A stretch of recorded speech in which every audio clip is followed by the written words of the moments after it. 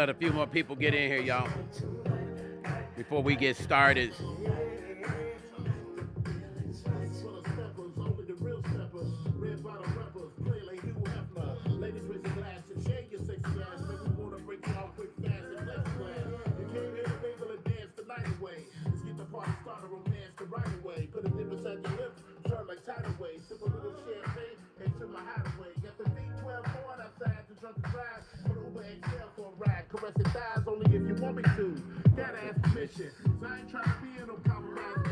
My love.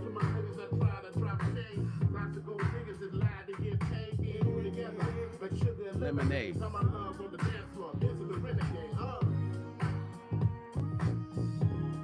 We're gonna let a few more people get up in here, y'all, before we get started.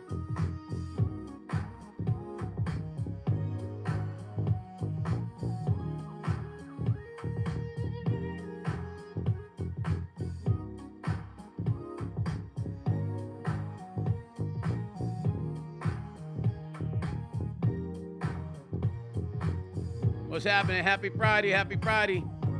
All my happy people.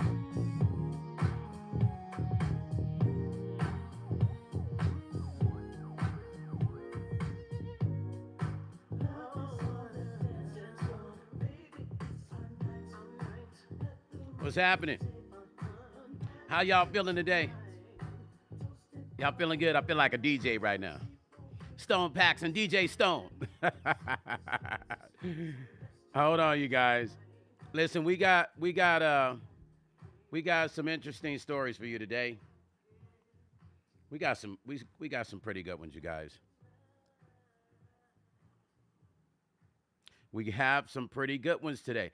How are you guys doing today? Let's let a few more people get up in here before we get started.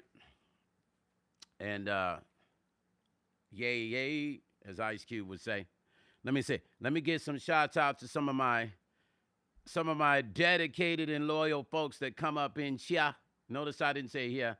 I went old school. Up in chia. Hey, Samurai, what's happening? Bridget in the house, ladies and gentlemen. Barbara's in the house, ladies and gentlemen. Yes, yes. What's up, all my happy people? Sacro Threads is in the house. All of my happy people are here. All of the true stoners are here. Son, it's your Friday, but you must be on lunch because you up in here hanging out with us today. Yes, yes. Listen, you guys, today we have some interesting stories, man. And you know, what I'm starting to understand is that there are a lot of things that, well, let's share this live. Hit the hearts, you guys. Let's get the algorithm up. What I'm learning is there's a lot of stories that never make mainstream news. Love Jones, what's happening? There are a lot of stories that never make mainstream news, you guys. Can you guys hear me well? T-Rec, what's happening, family? You guys can hear me good? Listen, today I'm a tea connoisseur. I love my tea. So you guys gonna have to start having tea with me. Now I'm a tea connoisseur. I'm drinking my tea. I drink every morning. I drink 3 or 4 days a week, my tea time. But it helps my voice as well. So I'm not on here. You know what I mean?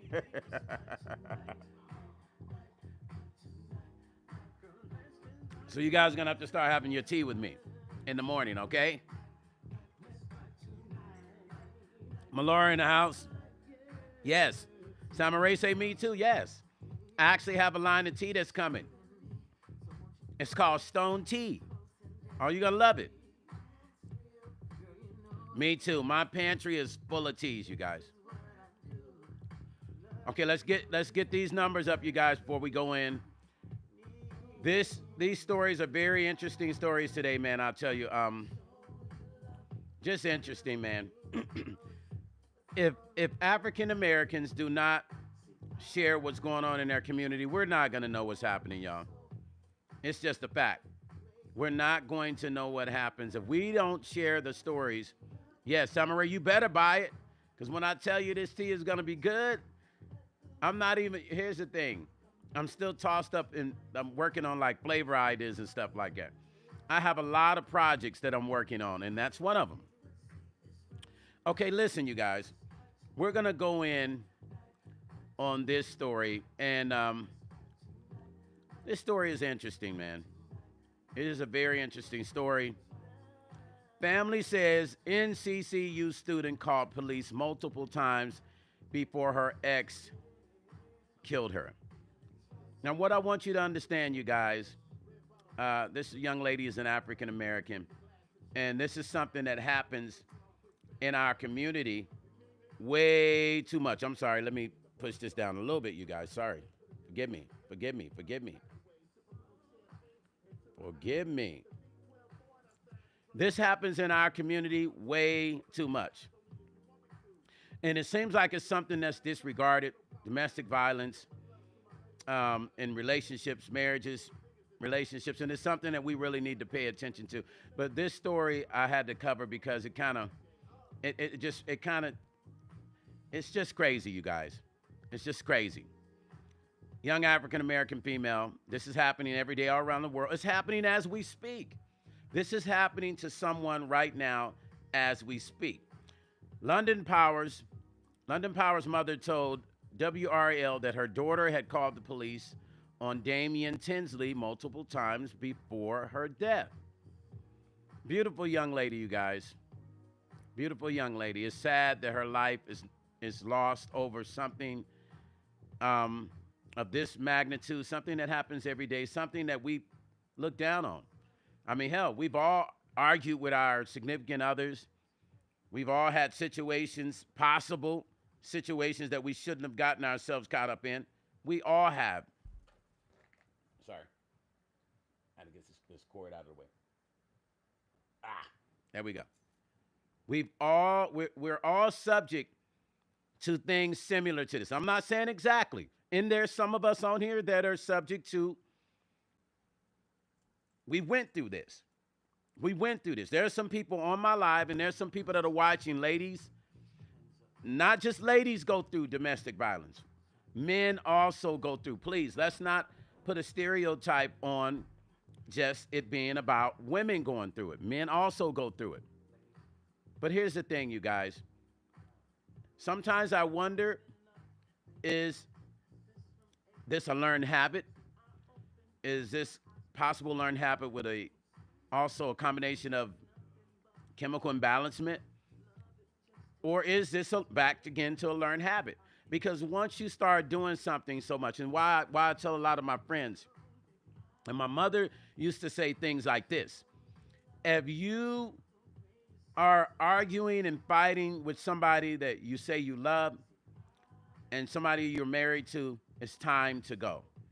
Now, this is what my mom used to say. I'm just telling you what my mother my mother and my aunt raised me with. If you got to argue and fight with someone, it's time to let it go. Especially when you start putting your hands on them, doesn't matter if you love them. It doesn't matter how much you love them and you say, I love them, I can't see myself without them. It's time to go. And I hate to even keep it that transparent, but I have to. Because we've all been guilty of arguing and fighting. Point is, how far do we let it go? When a woman puts her hands on a man or a man puts his hands on a woman, it's probably time to go. If that can't be fixed, and more than likely, it's probably time to go. Because it means it's probably going to happen again. I don't condone men putting their hands on women. I don't condone women putting their hands on men. Now, granted, there's been some women that have smacked the shit out of some men. I've seen it online. Does that woman deserve for a man to smack her back? Ask yourself that question. Now, we ain't talking about relationships. We're just talking about in general. Because I've seen women just whack-ow. And a dude, and she hit him again, whack-ow. I've witnessed this with my own eyes. I've seen it online. I've seen it in person. And I do this. Damn. Damn, that stung. Should the man refrain? When a woman smacks a man, should the man refrain? Should he? Let's look at that. Because all of this has to have some sort of understanding or it'll never make any sense. All I know is when a person puts their hands on someone, it can happen again, and then it can happen again, and it can happen again. Because it's already happened, and more than likely that spirit is there. That's why we have to be careful to bring that spirit into our relationship. Because when we bring that spirit into our relationship, you guys, it's hard to get that out. I've watched my brothers. I've watched friends. Hit the hearts, you guys. Let's get these views up. Hit the hearts. Come on. Hit the hearts, you guys. Share the live. Share the live. Hit the hearts. It costs nothing to hit those hearts. Let's get into reading about this. The family of North Carolina Central University student who was shot and killed by her boyfriend on Monday says she was the victim of domestic abuse and had repeatedly called police before she was unlived. According to the reports on Monday, 21-year-old London Powers was pow-powed by her boyfriend, 23-year-old Damian Tinsley, at the Camden Point Apartments. Police said Tinsley was pronounced dead on the scene, but Powers, who was taken to the hospital after the pow-pow, died Tuesday morning. So I'm thinking, did the police unalive him? Or did he do himself? We're going to get deeper into the reading. Powers' friend, Cheyenne Boyd, told ABC 11 that Powers was trying to move out of the apartments that she shared with Tinsley when he showed up unexpectedly and began to argue with her. What did I say? Those arguments, you guys, those arguments in relationships and marriages can carry over into other stuff. This is why I don't like to argue. I would prefer not to argue in a relationship. If we can't sit down and talk, then we don't need to be talking at all. It's time to go. Mind you, we're all guilty of this, you guys.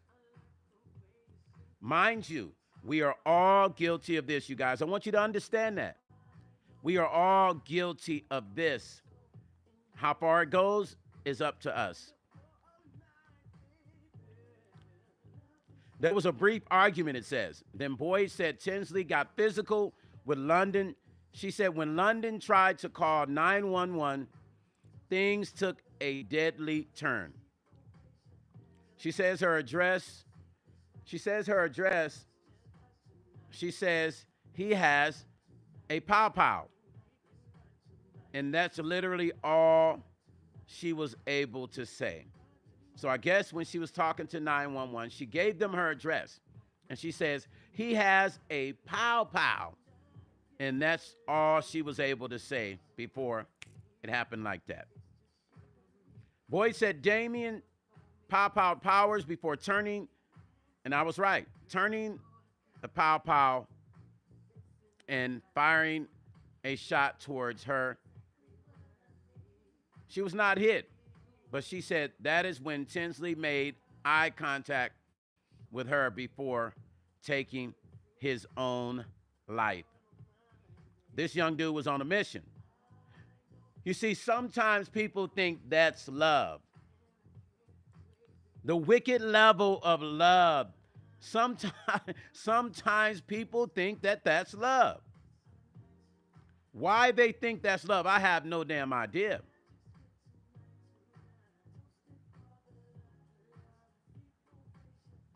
Some people think arguing is love.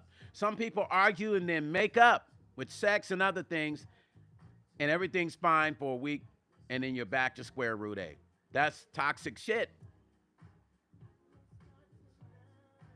Her friend said, I'm on the phone with the police. I'm screaming. I'm like, somebody please help me. Said Boyd. This is her friend speaking. Hold on. Somebody just said something to me real quick. Let me read what they say. Lyrical Child said, bottom line is no one should touch anybody. Jay Bond said, my mama always said, if anyone touch you, hit back regardless. You're right. People be too weak out here over these women, also because they bold enough to try men. Yes, there are women out here smacking ishnish out of men. I've seen it. Samurai say, that is why you should never live together without being married. Samurai, there's married people that's whooping it out of each other. Samurai, but I agree with you. I do agree.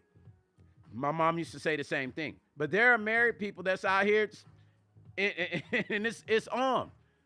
It's like it's on, it's on. You feel what I'm saying? Bridget said the clinic called the police, and we had to make up a distraction. The client was touched badly. I don't know. I think YouTube be words when you use certain words like that, B-E-A-T-I-N-G, they trip out. But I'm still going to say, the client was touched badly. The boyfriend was arrested. The client went to the hospital and after released to a woman's shelter. Lyrical Child, so married or not, doesn't matter. Exactly. Lyrical Child, exactly. You feel what I'm saying? Marilyn Burrows said, love doesn't hurt. Thank the Lord, I remember.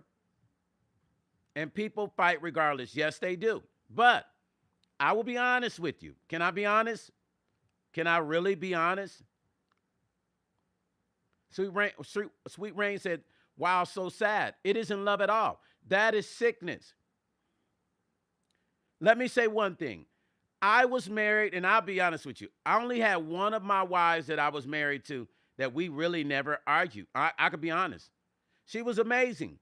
We never argued. Like, we always talked. Like, if it was a disagreement, it was over the kids because I wasn't their real father. And sometimes if I used to discipline the boys, sometimes she wouldn't like the way I would discipline them because I wouldn't whoop them with a belt. I would line them up and tell them stick their chest out and pow. I wouldn't hit them hard. I just pow.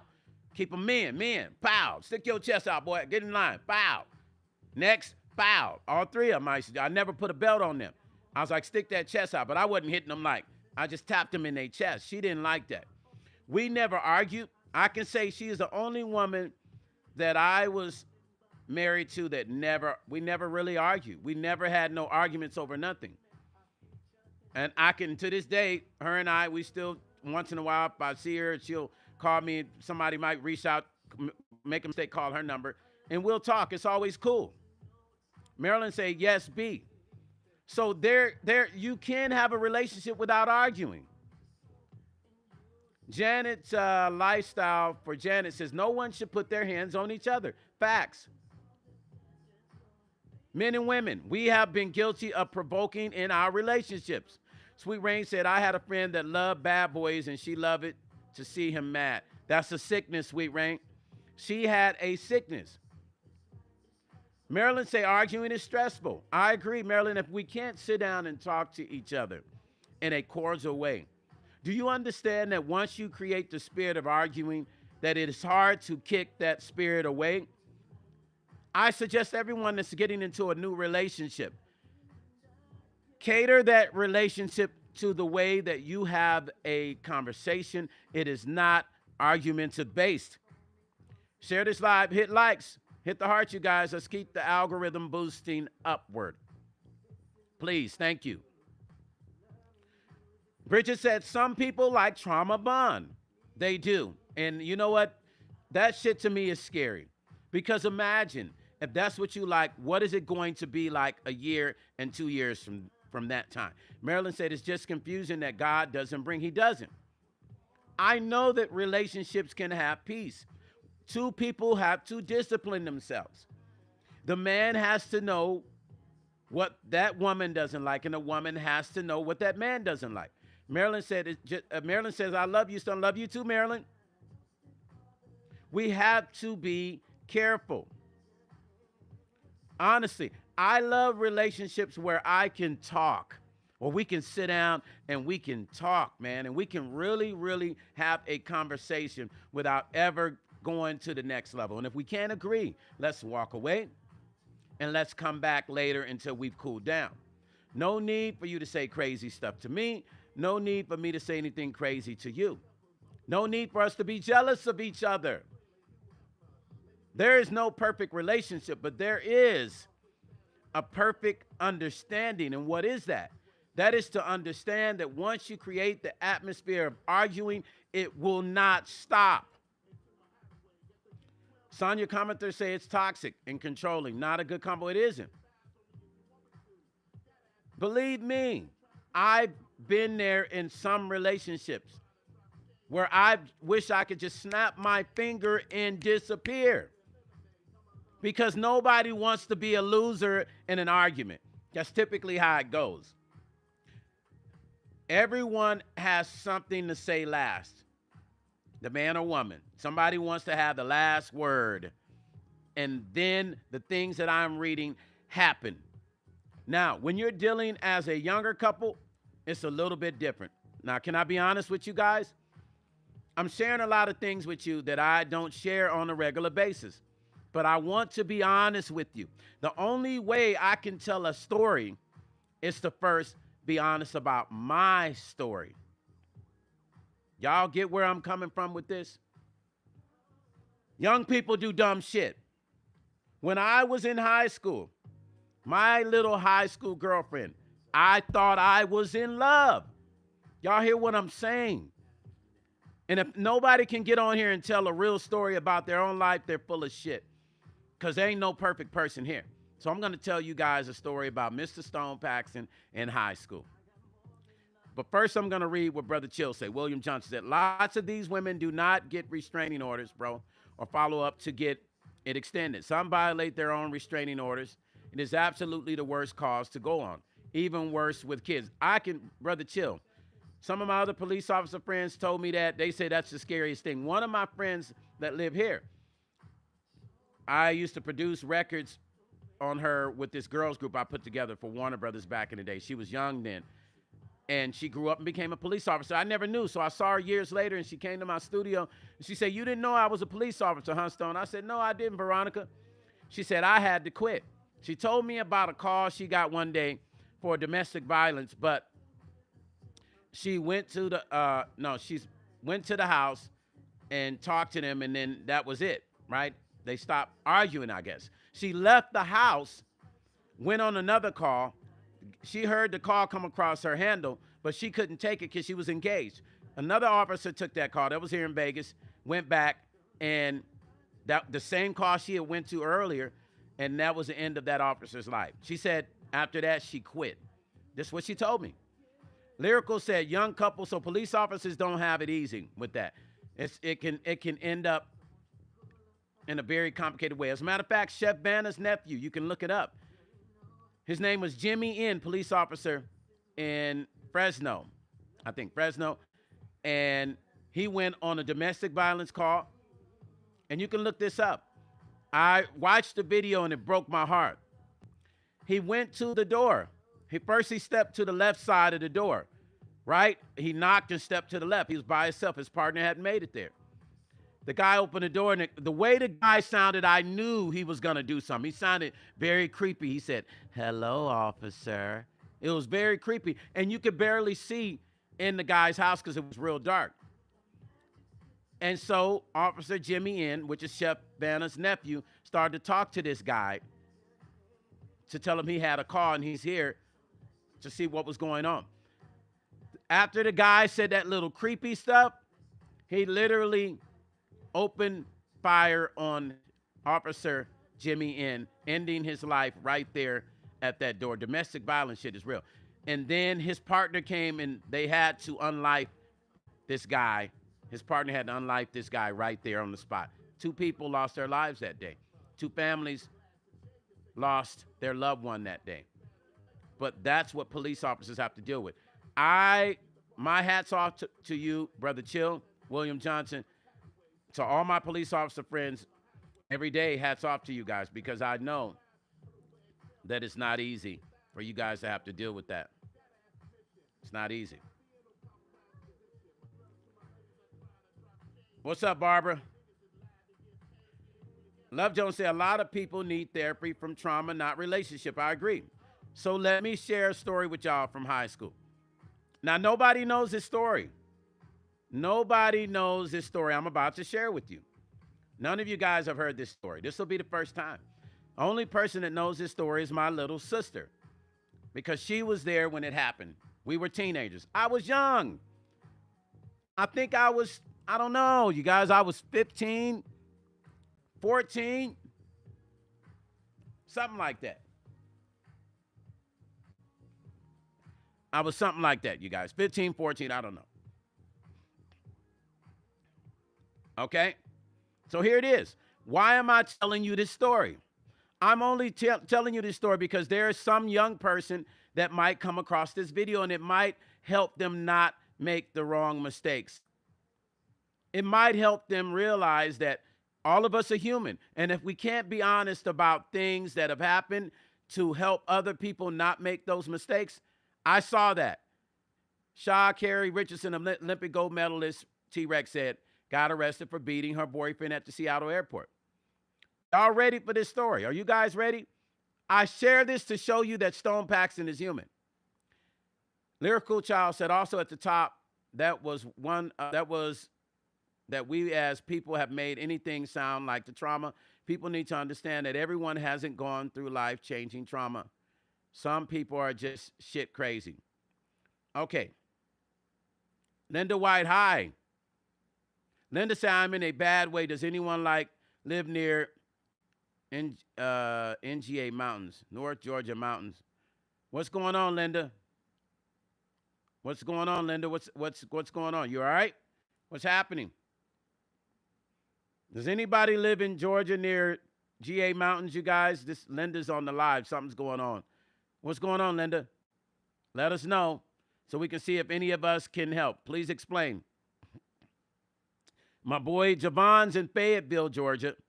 How close is Fayetteville to NGA Mountains, Javon? I don't live near the mountains. Okay, but what's Linda, we're waiting on you.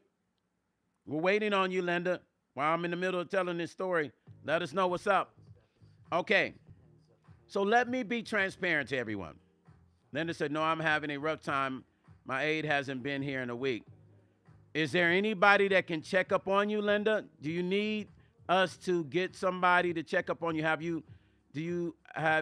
you in a dire situation? Do you think those are trolls? No, Linda White has been on my channel before.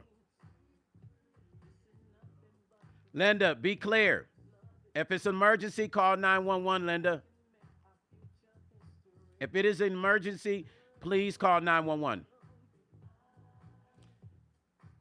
Is this an emergency, Linda? Please be clear. We're on here trying to help you, and you're not being clear. What is going on? Because you can always call 911. They're going to show up. Okay, so what's going on? We're trying to figure out how we can help you. Somebody thinks you're a troll. Please prove us differently, that you're not a troll. I know you're not because I think I've seen you on my channel before. I think. Linda White sounds familiar. What's going on, Linda? My people think Sire feels like you might be trolling. So we got to let him know you're not, if you're really not. Okay, I'm going to keep talking, Linda, because I'm not going to entertain it if you're not talking. She's got your money. Who has your money? Post her phone number on here so somebody on here can call her. Who has your money? Your aide has your number. Have you called the state? You know you can call the state, right? You know there's numbers you can call. Your aide should be there with your money so you can get your groceries. Trust me. They'll get in trouble for that shit. Yes, I have put calls in. Okay. I don't know, you guys. What do you guys think about this? I'm trying to figure this out in the middle of telling this story.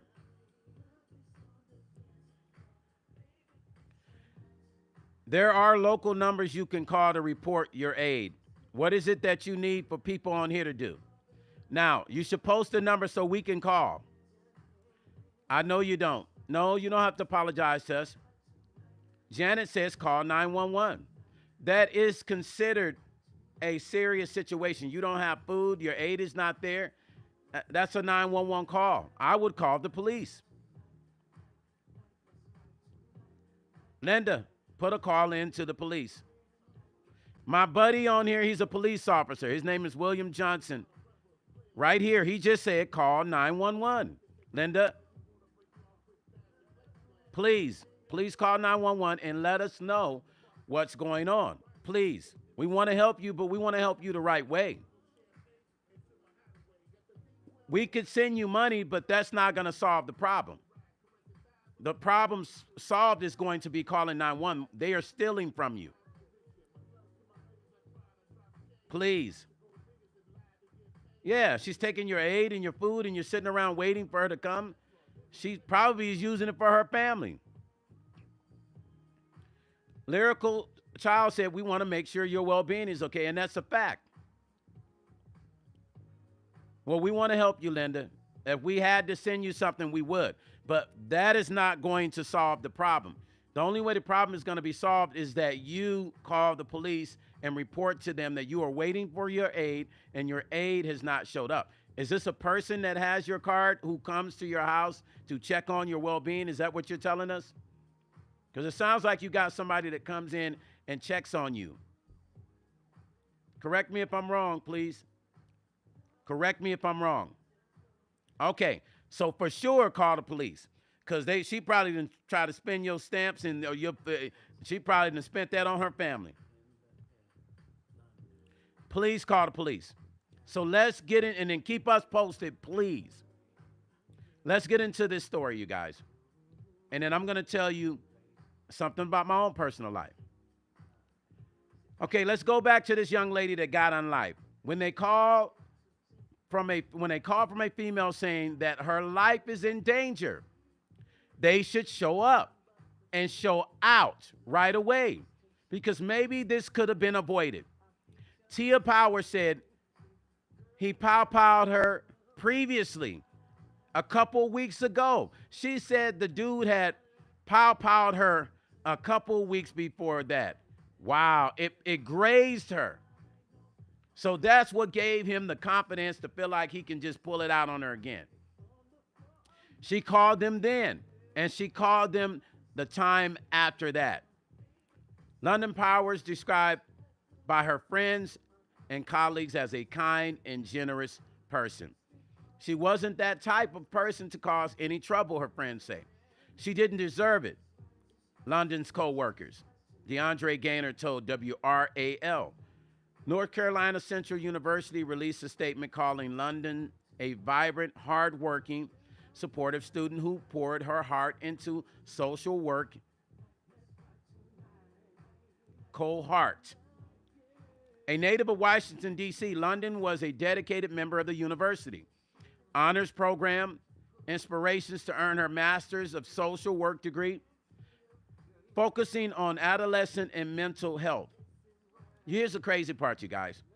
She was going to school for her master's in social work. So, you know, when you are working on being an attorney, right? When I was going to school, thinking I was going to be an attorney, wanted to be an attorney, you had to take courses in mental health and psychology, right? In psychology. I want y'all to know that. So some of those traits that the guy had, she saw them, because they teach you this in class. Police officers have to take a course in psychology before they become police officers also. I know, because when I was in school with my minor focusing on law, they said the same course we were taking, police officers also had to take the psychology course as well. She was actively engaged in the campus life and had recently been elected event coordinator for the MCCU Social Work Society for the 2025-26 academic year. She was also preparing to begin her internship at the Durham Center for Senior Life, a role that reflected her passion for serving others. Could this tragedy have been avoided, you guys, if the police had taken her calls more seriously? What's your thoughts on that?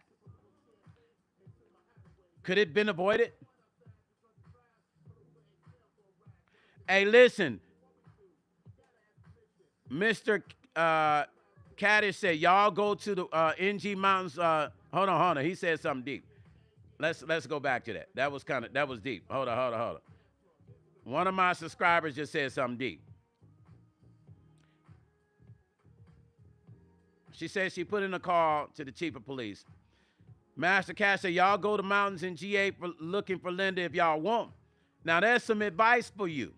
Somebody on one of my subscribers, Miss Tech Stash said, y'all go on to the mountains in Georgia looking for Linda if you want. That's got to be Stone Mountain, huh? Miss Tech Stash, sorry. Is that Stone Mountain? Linda said, I'm not a bot for real. I promise. We believe you. But Miss Tech Stash is telling us now y'all can pull up on the mountains if y'all want. She must be from there. GB Sparkles, what's up? What's up, GB Sparkles? Bridget says she might have thought she could heal him, but she took a course in psychology. She was studying sociology and all that stuff. She was going to be dealing with issues similar to this after she graduated. She's already been in school. Linda said, I just went through this with my son. He had TPO put out May 27th. Your son was interacting with you in that way? Yes, I'm going to share the story, T-Rex. Thanks for putting me back on track. I'm only sharing this story for one reason. How can we get people to be honest about themselves if people don't share the truths, right, about their past life and what they've been through? Lyrical Child said, it's a lot of racist people in the mountains. Nah, the mountains is close to LJ, Georgia, in the Blue Ridge Mountains. Okay. Lyrical just brought me up to speed. Miss Techstash said, I don't know what mountains, but she should be calling her local human resources. Absolutely, I agree. She said, Linda said, yes, he abused me for almost a year. Damn, what did he put his hands on you, Linda? Your son, is that what he was doing? Let me tell y'all something. When I was 14, 15 years old, I wasn't a bad kid. I wasn't a bad kid. Just know this. I share this story I'm about to share only to show you with young people dating and young love, sometimes what can happen. Now, I'm telling you this story. This is Stone, the same guy y'all see coming on this live. I can share this story, and I'm not ashamed to share it because we should be able to share the truth to make people understand. When I was in high school, I used to have an anger problem when I was young. Now, I wasn't a bad dude. 6 brothers, all caught up in the streets doing crazy shit. I never smoked weed, none of that. I was only in martial arts and other stuff, but I did have an anger issue. Linda said he was mentally and verbally abusive, was doing the most. Yeah, he has no respect, obviously, for you. Here's Harris said, absolutely. So in high school, now I want you to see, this is happening with a lot of young people. You might not see it, but just know it is happening. When you're young, you think you know what love is. When you're young, you think you know what the hell love is, y'all. You do. Or you think you know what love is. You think you just got the shit figured out. And you think you're going to be with that person forever. Linda said he was getting paid by the state to take care of him. Now, that's just totally, extremely disrespectful. You're his mom, number one. Number two, he was getting paid. Seems to me you're probably going to have to start doing a process of venting people because your son abused you and took advantage of you. And now whoever this caretaker is doing the same thing, but not putting their hands on you, but still abusing you by way of taking your personal resources to feed you and take care of yourself and not stopping to check on you. Sire Production say that is a bot, bro. They waiting on somebody to offer up Cash App. Linda, I know you've been to my channel before, but Sire feels like you're really a bot.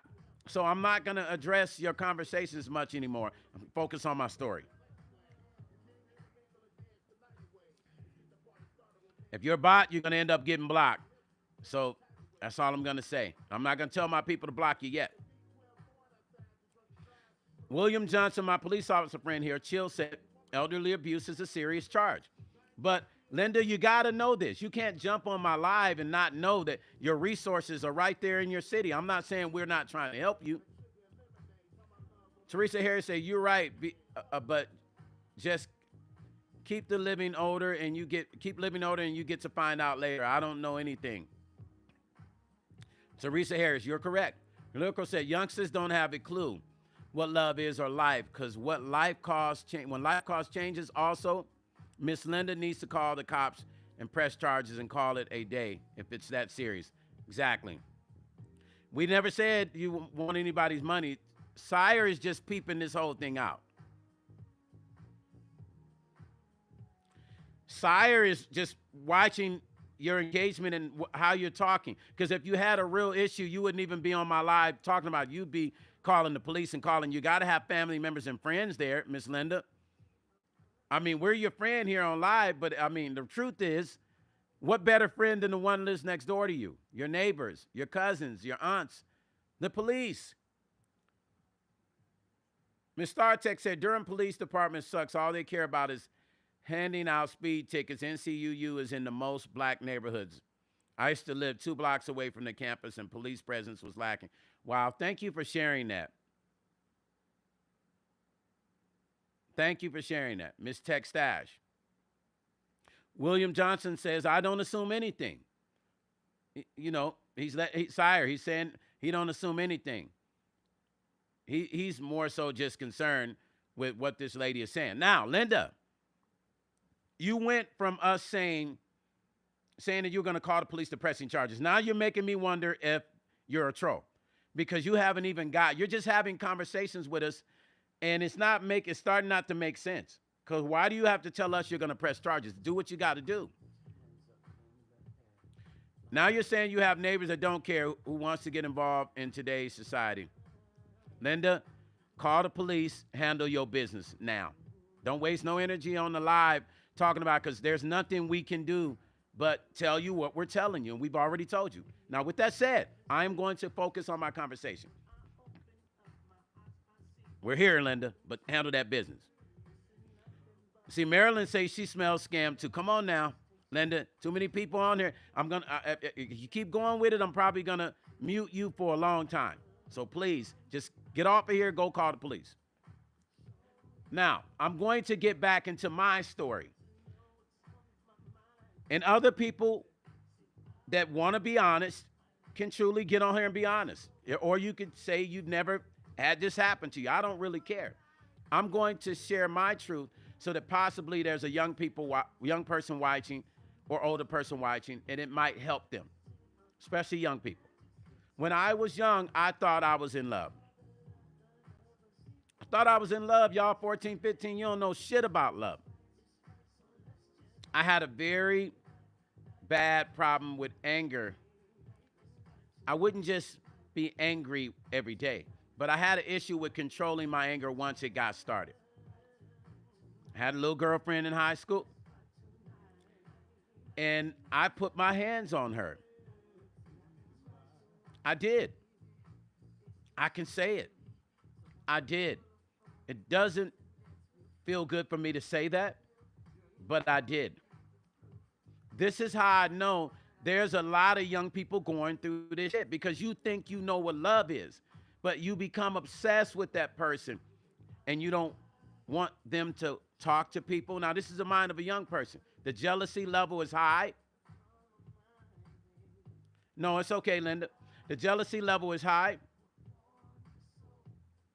The control level is high. As a teenager, for real, I see young teenagers, listen, I can catch it because I did that when I was young. I was like that for a little bit. I even went back years later and called my ex up. I actually hit her up on Facebook and apologized to her. Barbara said maybe she just needs to talk about it. I have not seen Linda ask for anything. And right, me either. That's why I know Linda has been on my channel. I haven't either. You know, Linda, please just make the call. Thank you, Teresa Harris. I appreciate you for that. When I was young, you guys, in high school, thought I was in love. I put my hands on my ex-girlfriend from high school, my first love, the one that I thought it was my first love. That was a mistake I made. I can't tell you why. All I could tell you was I was obsessed and thought I was in love. Notice what I said. I found out it wasn't really love. It was more of an obsession. It was more of an obsession. It wasn't love. That's why I can recognize obsession in relationships when I see it. But I was a kid, you guys. I just want you to know there's teenagers doing this shit every day to each other. There's teenagers abusing each other right now. There's a young lady in high school, as we speak, that some young boy is putting his hands on her, controlling her. She's getting hit every day. Now, I wasn't hitting my ex at high school every day like that, but when I got upset, one thing led to the other, a push, a shove, and a shove to a hit, and here we go. And I told my mom about it. I'll never forget when I went home and told my mom what I did. My mom said, son, if you ever tell me you ever put your hand on a woman again, I'm putting my hands on you. Don't you ever put your hands on no woman. If you got to put your hands on a woman, leave her. Leave her. Because the day you need to put your hands on anybody, it's not love. And that stuck with me. And I share that when I'm in relationships with my ex-marriages. I've said whenever they get upset, I say, hey, let's not yell at each other. April, what's up? Teresa Harris said, also they're afraid to tell something. Yes, exactly. I've seen young girls at the mall. I've seen the young boys control them, have their hands around their neck in a way that I know. Oh, yeah, he's abusing her. They can't look any direction, because if they look, I've seen arguments when a girl look a certain direction, now there are, and I can see it, and I'm like, God bless that young lady, because when they get home, it's on. Or whenever they get in the car, it's on. You see, we've all been through things. It's just some people don't want to tell you that. Some people feel embarrassed to share with you their past. I will never be embarrassed to share the things that I know that can help somebody else heal. Boss lady, what's up? If we're not guilty of putting our hands on somebody we love, we're guilty of igniting an argument to the point that it could have happened. To the point where it could have happened. Is it good? Should you do it? No. This young lady's life could have been saved. It could have been saved. She could have been protected had she recognized the signs of getting away. She was trying to move out, but that story we all know. Plan to move out, all of a sudden you get unlived. We know it's the same story all over the world.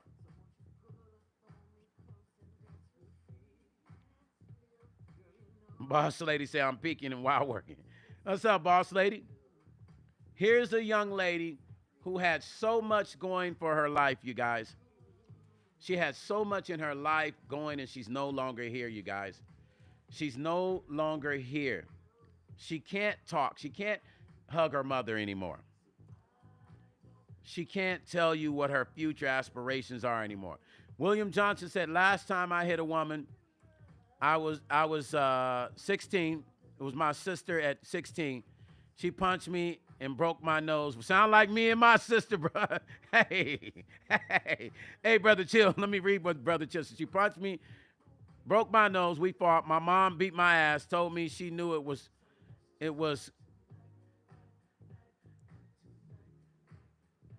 my sister's fault, but the lesson was for me never to hit a woman. Yes.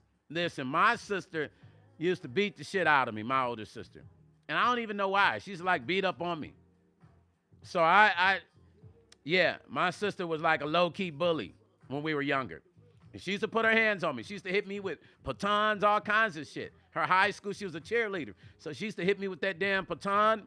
Brother Chill, you just took me back. But look, my brother Chill, you hear what he just said? He shared a story because I shared a story. And here's the thing. Maybe sometimes people should start sharing these stories with each other. Maybe the true way to stop these things from happening is us family members and friends to share these stories with the younger generation, our nieces and nephews. The same way we're talking now. I shared my story. Brother Chill shared his story. Because we're all not exempt from this shit. This is real. This touches all of us. April, thank you for the $5 donation. I appreciate you. Bridget said, many do not know how to control their... Absolutely. Let me tell you something. I am scared. And Brother Chill, thank you, William Johnson, for sharing that story with us and with me. I appreciate you, brother, for being 100% transparent. CC saying that friend who observed him murking her BFF, then unliving herself right after, her nightmares will always be happening. Now, just sad that so many people are affected. Yes, they'll never be the same. They will never be the same. Not only that, listen, my younger sister had to see me do this stuff. My younger sister was around me when I did that stupid shit at the skating rink. I was jealous because my ex, I felt like she was looking at I was young. We were at the skating rink at 14. I'm outside the skating rink. She pulled away from me. I jerked her back and I ended up hitting her. I was 14 or 15. And my younger sister, I took her with me and she had to see that shit. And I recently asked her, did you remember when I did that stupid stuff? She said, yeah, I remember that. I said, I'm sorry, sis, that I had to, you had to see that. No, Linda, you can come talk here anytime.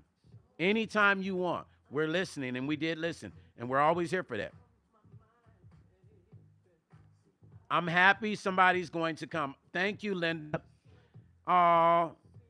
Absolute boss lady, thank you for the $49.99. Thank you. I appreciate you. She said, I love you, happy people. We love you too, boss lady. Thank you for the $49.99 super chat. You are beautifully awesome for doing that. That's love, you guys.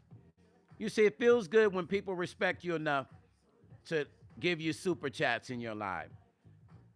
I don't ask for nobody to do that, but when you do that, it helps me keep bringing you beautiful content and taking my time to come on here every day with my busy schedule. Marilyn say, you didn't know any better. Marilyn, I'll be honest with you. I knew better. I'm not even going to lie to you. Linda, I love you also. Absolutely, always. That's what we're here for. Marilyn, I appreciate you saying that, but I knew better. My mom was an evangelist. I knew better, but I couldn't control it. I was young, and I knew enough to know that I shouldn't have been doing that. I just let my anger get the best of me. Because if we make excuses for young people, then they'll keep doing it. And I don't want to say that I didn't know better, and then some young person on this live hears me say that I didn't know better, and then they go do something. It's like, oh, the Mr. Stone guy said he didn't know better at my age too. No, kids have to be fully responsible for their action. That's why they go to juvenile for shit like. I could have went to juvenile had I got in trouble for it back then. If somebody had called the cops, I would have been every single bit put in juvenile for that shit. Yeah, oh yeah, I would have. But I can get on here and be honest, y'all. I can, every man has had a situation with a woman. And every woman has had a situation with a man. Y'all can get on here and pretend like y'all haven't if y'all want. And ain't nobody on here gonna sit here and tell me they ain't had no situation one way or the other. We would all be lying to ourselves if we were to say that. I never said you got to put your hands on. So there's physical abuse and there's mental. We've all been subject, men and women, to doing shit. We've all been subject because some people think that mental abuse is not that bad because you ain't putting your hands on somebody. But I've seen women call their husbands and fiancés stupid. You dumb. You stupid. You stupid. You'll never be nothing. I've seen parents say it to their kids. It's the same thing. Teresa Harris says, Stone, what brought on the anger at a young age? Okay, so Teresa, I will be honest with you. Great question. Teresa's asking me such a great question. This is what I think it was, Teresa. Mental and verbal abuse, Linda said, White said, it's just as bad. Yes, it is. Teresa, I got into martial arts, right? because my aunt saw that I was being bullied. Now, I had 6 brothers, but I lived with my aunt. My brothers couldn't protect me because I wasn't living with my mom, right? Angel Rice say, we surely have, Stoney. Thank you, Angel, for that. So the apartments that my aunt used to live in before she moved was a lot of young kids. And there were bullies in that apartment. One bully almost drowned me. One guy almost drowned me, pushed my head in the pool. I almost died. I saw my whole funeral. And then there was another bully. So my aunt put me in martial arts. My brother was a boxer. He's a world champion boxer. His name was Nathaniel Stewart, Nate the Great. You can look him up. Look up boxing stats and look up Nate the Great and boxing stats. Nathaniel Stewart. He was a boxer. So my brother got me into boxing and my aunt put me into martial arts so that nobody would bully me, right? This is when I was a kid. But let me tell you what happened. This is why I tell everybody that gets into martial arts to be careful. Marilyn say words do hurt. Sweet Rain says, my ex would punch holes in the walls. He would never touch me, but he would put holes into the walls from wanting to hit me. Yes. This is what y'all see what I'm saying? Sweet Rain just shared some shit with us. These are the things I'm talking about. Angel Rice said, I've been physically and mentally abused. Angel, I'm sorry. Angie, I'm sorry, Angie. I'm sorry. And I hope that you don't have to experience that again. Damaged Kisses said, I've been physically, sexually, emotionally abused. Lots of trauma. Most of it happened at an early age, but there was more emotion abuse as an older adult. Y'all see that? Brother Chill said, bro, I think it all started when they did away with the big bro, big sister programs. It was a great mention. Brother Chill, I'm going to say something about that too. Damaged Kisses, that's deep that you said that. Damaged Kisses said the emotional and mental is the worst because that takes a long time to heal, which I'm still healing from. I'm Damaged Kisses. More love and power to you with your element of recovery because it's an ongoing thing, but I know that you're fighting every day to deal with that spiritually. So I'm sending my blessings to you. Now, when I got into martial arts, I became obsessed with it. I wouldn't say my ex-girlfriend caused that. I would say the anger I had in me built up from people bullying me caused an aggression in me. I think Teresa asked me what caused it. It caused an aggression in me. Not only did I do that, acted that way with her, I continued years after. I used to fight people in the neighborhood. I should fight them for no reason. I should just beat up on people for no reason, you guys. After being bullied, I wasn't a bully, but as soon as somebody said something crazy to me, my brothers would be coming down the street, especially where my mom lived in the hood, and they'd be coming to grab me, and they'd be pulling me off of people. My older brothers, they liked it, to be honest. Sweet Rain says, Damaged Kisses, sending love to you going through all that. Teresa, I became obsessed. The martial arts caused, this is why every time somebody tells me they put their kids in martial arts, I say, listen, because martial arts is more discipline. But you can, if the instructor is not talking to the kids, it can also turn into something else. And with me, being that I was bullied, it turned into me wanting to kind of low-key hurt people a little bit, not go out and just bully people. There's a difference. But as soon as somebody will come at me crazy or I feel like was challenging me, I turned on this thing and it was years of it. It was years of it that I was that way. I wasn't a bully, but I was turned up on people that I felt like would challenge me or do shit to me. And then one day I had to get a hold of that. Damaged Kisses say, I'm not trying to dismiss physical or sexual abuse. I'm only speaking for myself. No, Damaged Kisses, we love that you're talking your truth. And we need to do that in order to let other people know it's okay. Damaged Kisses said, the emotional and mentals are the hardest to overcome for me. I feel you. I do. Brother Chill, I was on the Big Brother, Big Sister program. I had 6 brothers, but they didn't spend no time with me. So my aunt put me on the program. Teresa, no problem. Trust me, it taught me how to be a better man. Every day, listen, I changed. I made my real change in my life when I was 16 years old. I literally woke up and said, this is it. I can't, this anger, this is it. And I had a talk with my instructor, and he shared with me that martial arts is not about anger, it's about discipline.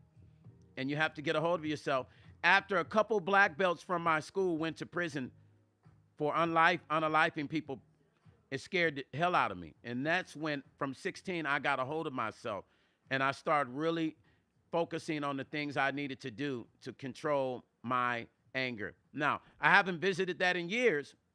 Now, the other day I was on this live. Listen, I think it's Sherry. Is it Sherry? Listen, the other day I was on this live, Teresa. Sorry, Teresa. I went off. The way I went off was that energy from back in the 80s. That's how it was. I mean, I went off the other day on my live when these Christians got on here talking crazy to me. That's the way I was back then. That energy. That's the kind of energy I used to be. Linda said, the aide just texted me. It took me calling police on her. Did you tell her you were calling the police? Auntie Mickey, welcome. Good to see you. Cece said, Stone, your face was red. We said that they kept provoking you. Yes, they did. Auntie Mickey said you went in, Stone. Auntie Mickey, that's that energy that I had back in the day when I was fighting people. The only time I get that kind of energy now is if I'm in the ring and I'm in a tournament. Then I turn it up like that. Other than that, outside of that, I will not allow myself to be that person.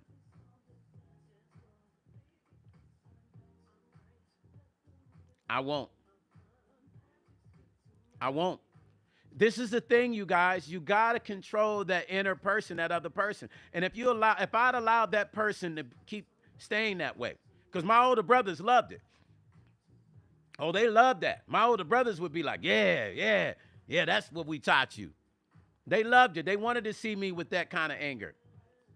I got one of my older brothers where I can't even talk to him in a civilized manner. He wants me to call him ninja, and he wants me to call him all kinds of other stuff because he tells me when I talk to him civilized that I'm talking like a punk. Now, this is one of my older brothers. I'm just showing you the psychology. Boss lady said, you know what? Last night I was thinking, and I said, look how our beautiful sister, Angie Stone, brought us all together, Stone. I must say I truly love you respectfully, and I so love this page. Boss lady, Miss J, listen, I'm going to say this to you.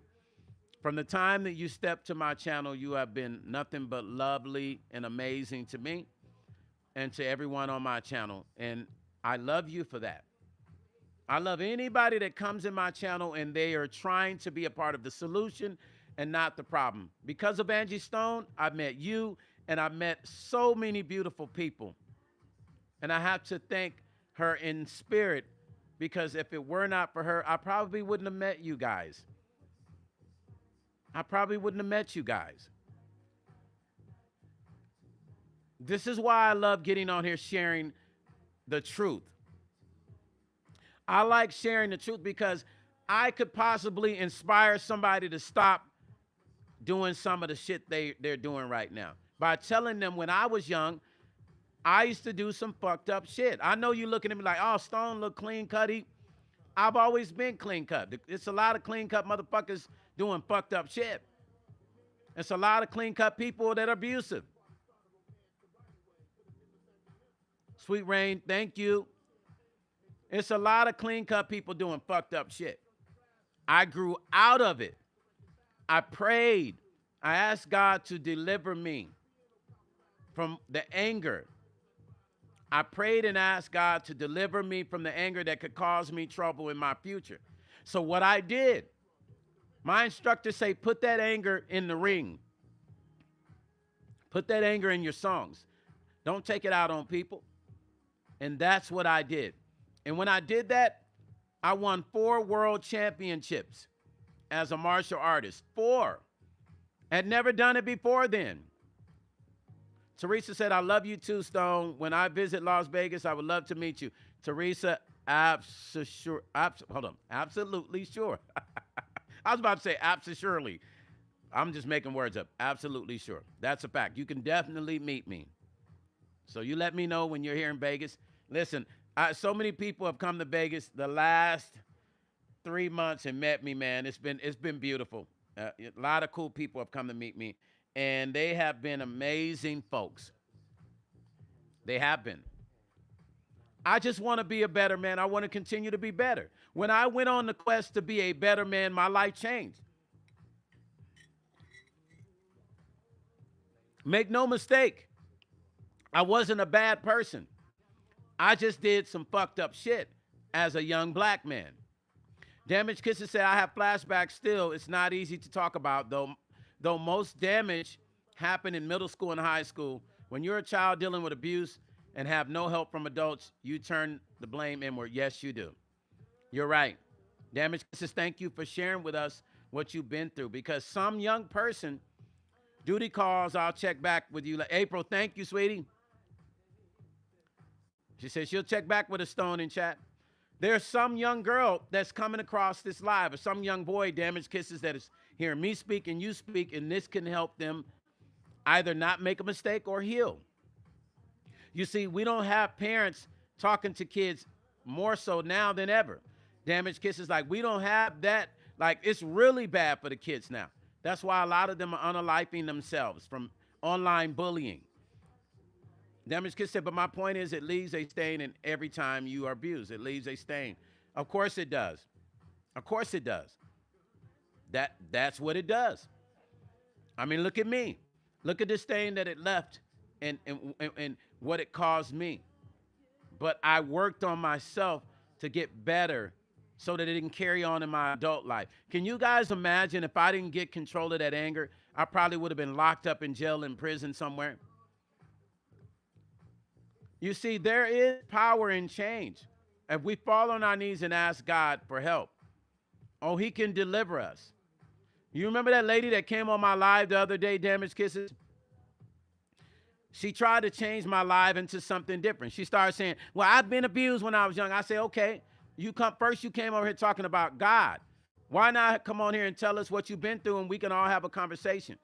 But she wanted to attack me on Jesus. Then she wanted to tell a story. I said, no, if you believe in God, fall on your knees and ask him to forgive that person that hurt you when you were younger. That's for you. That's not for that person. God's going to deal with that person on their own time. The forgiveness is for you, so you can deal with yourself. And she didn't say nothing else, her or the evangelist. Bridget said, many young people are dealing with bullying. Yeah, this is the age of bullying. CC say, respectfully curious, have you called that girl you hit and apologized? CC, you didn't hear what I said earlier? Let me tell you something about my ex-girlfriend from high school. I got to give it to her. She taught me more about playing piano. She is an incredible classical pianist. Yeah, Auntie Mickey, that damn evangelist. Her and the other girl, there's a girl named, damn, I forgot that girl's name. Her name was, dang, I had it on the tip of my tongue. I just totally went blank. Anyway, there's two of them. It was actually three. So CC, that's why I was saying, I looked her up on Facebook and I contacted her and I said, I'm sorry. I said, look, I know this is going to be random and just out of the blue, I'm contacting you, but I wanted to tell you, if there's anything I said spiritually or physically, I did anything to you to hurt you when we were younger, please forgive me. I'm sorry. We were young. We probably shouldn't even have been dating then. It's just what I said to her. I'm the seventh child, Marilyn. Seventh of 12. Damage Kisses said, I worry about that with my child. She's in middle school now and not a toddler anymore. I can't keep her safe. Damage Kisses, we have to learn from our mistakes. So what we got to do, what I did with my boys is I talked to them. And I told them, if there's anybody coming at you crazy, bullying you, let me know. Because I'm going to tell you how to deal with it. And then I share with them ways of dealing with it if it does happen. And I said, if it happens, let me know so we can deal with it head on. But we have to be their comforter. We have to be their ear. We have to. Cece said, you're a kind soul stone. I tell sis many, I see many of your heart. We need more men out there. Listen, Cece, I appreciate you. Everybody on here, I appreciate you. I am a work in progress. Although I'm not the old Stone. I'm not the old Mr. Paxton from 1980 to 83. 1980. I'm not that guy. I've changed a lot of those issues. I control my anger now. When I want to fight, I get in the ring. If I need to fight, I go to the dojo and fight some black belts. If I feel like I need to get aggression out of me. Shaza may say, Stone Paxton, you're right. There's power in change and self-growth. In life, you are forever learning and growing to understand oneself. Malara said, wow. Brother Time is here, you guys. It's Stone and family all is enjoying your Friday. I hope all is enjoying your Friday, having a great weekend, and always stay connected. Malara says 7 of 12. Yeah, I'm the 7th child. Like Michael Jackson was the 7th child, too.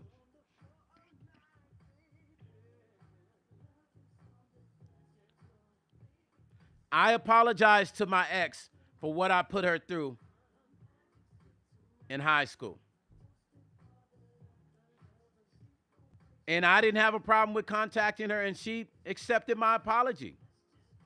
She accepted my apology. In some way, I can probably see that she probably felt a relief from me doing that, because it might have been on her mind all those years. She felt a relief. This is what we are dealing with, you guys. Merrily, hey. That's why you got to be careful with domestic violence. Damaged Kisses said, I have only one sibling. She is 3 years younger. Damaged Kisses, do you believe that we have the power to change our outcome today?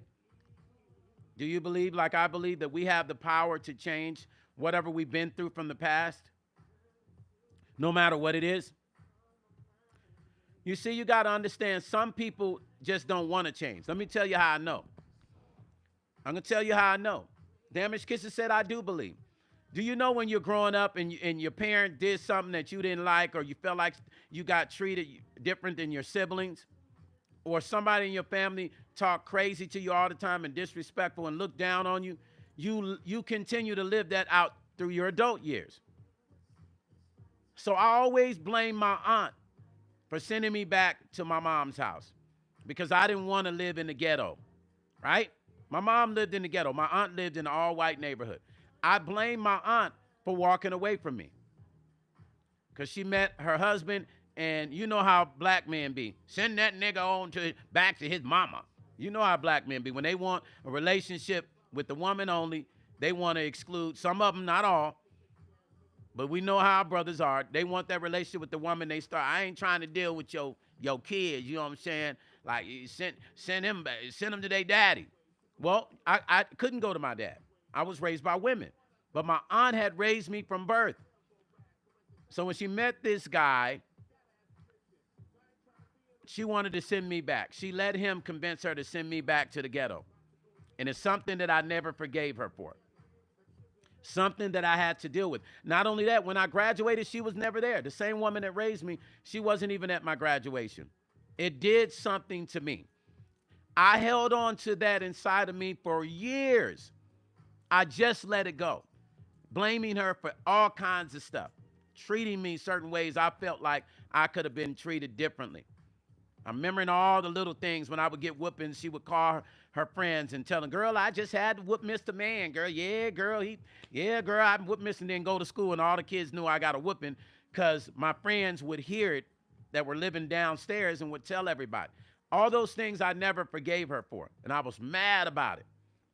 I was mad about it, y'all. I'm showing you the stuff we can hold on to, right?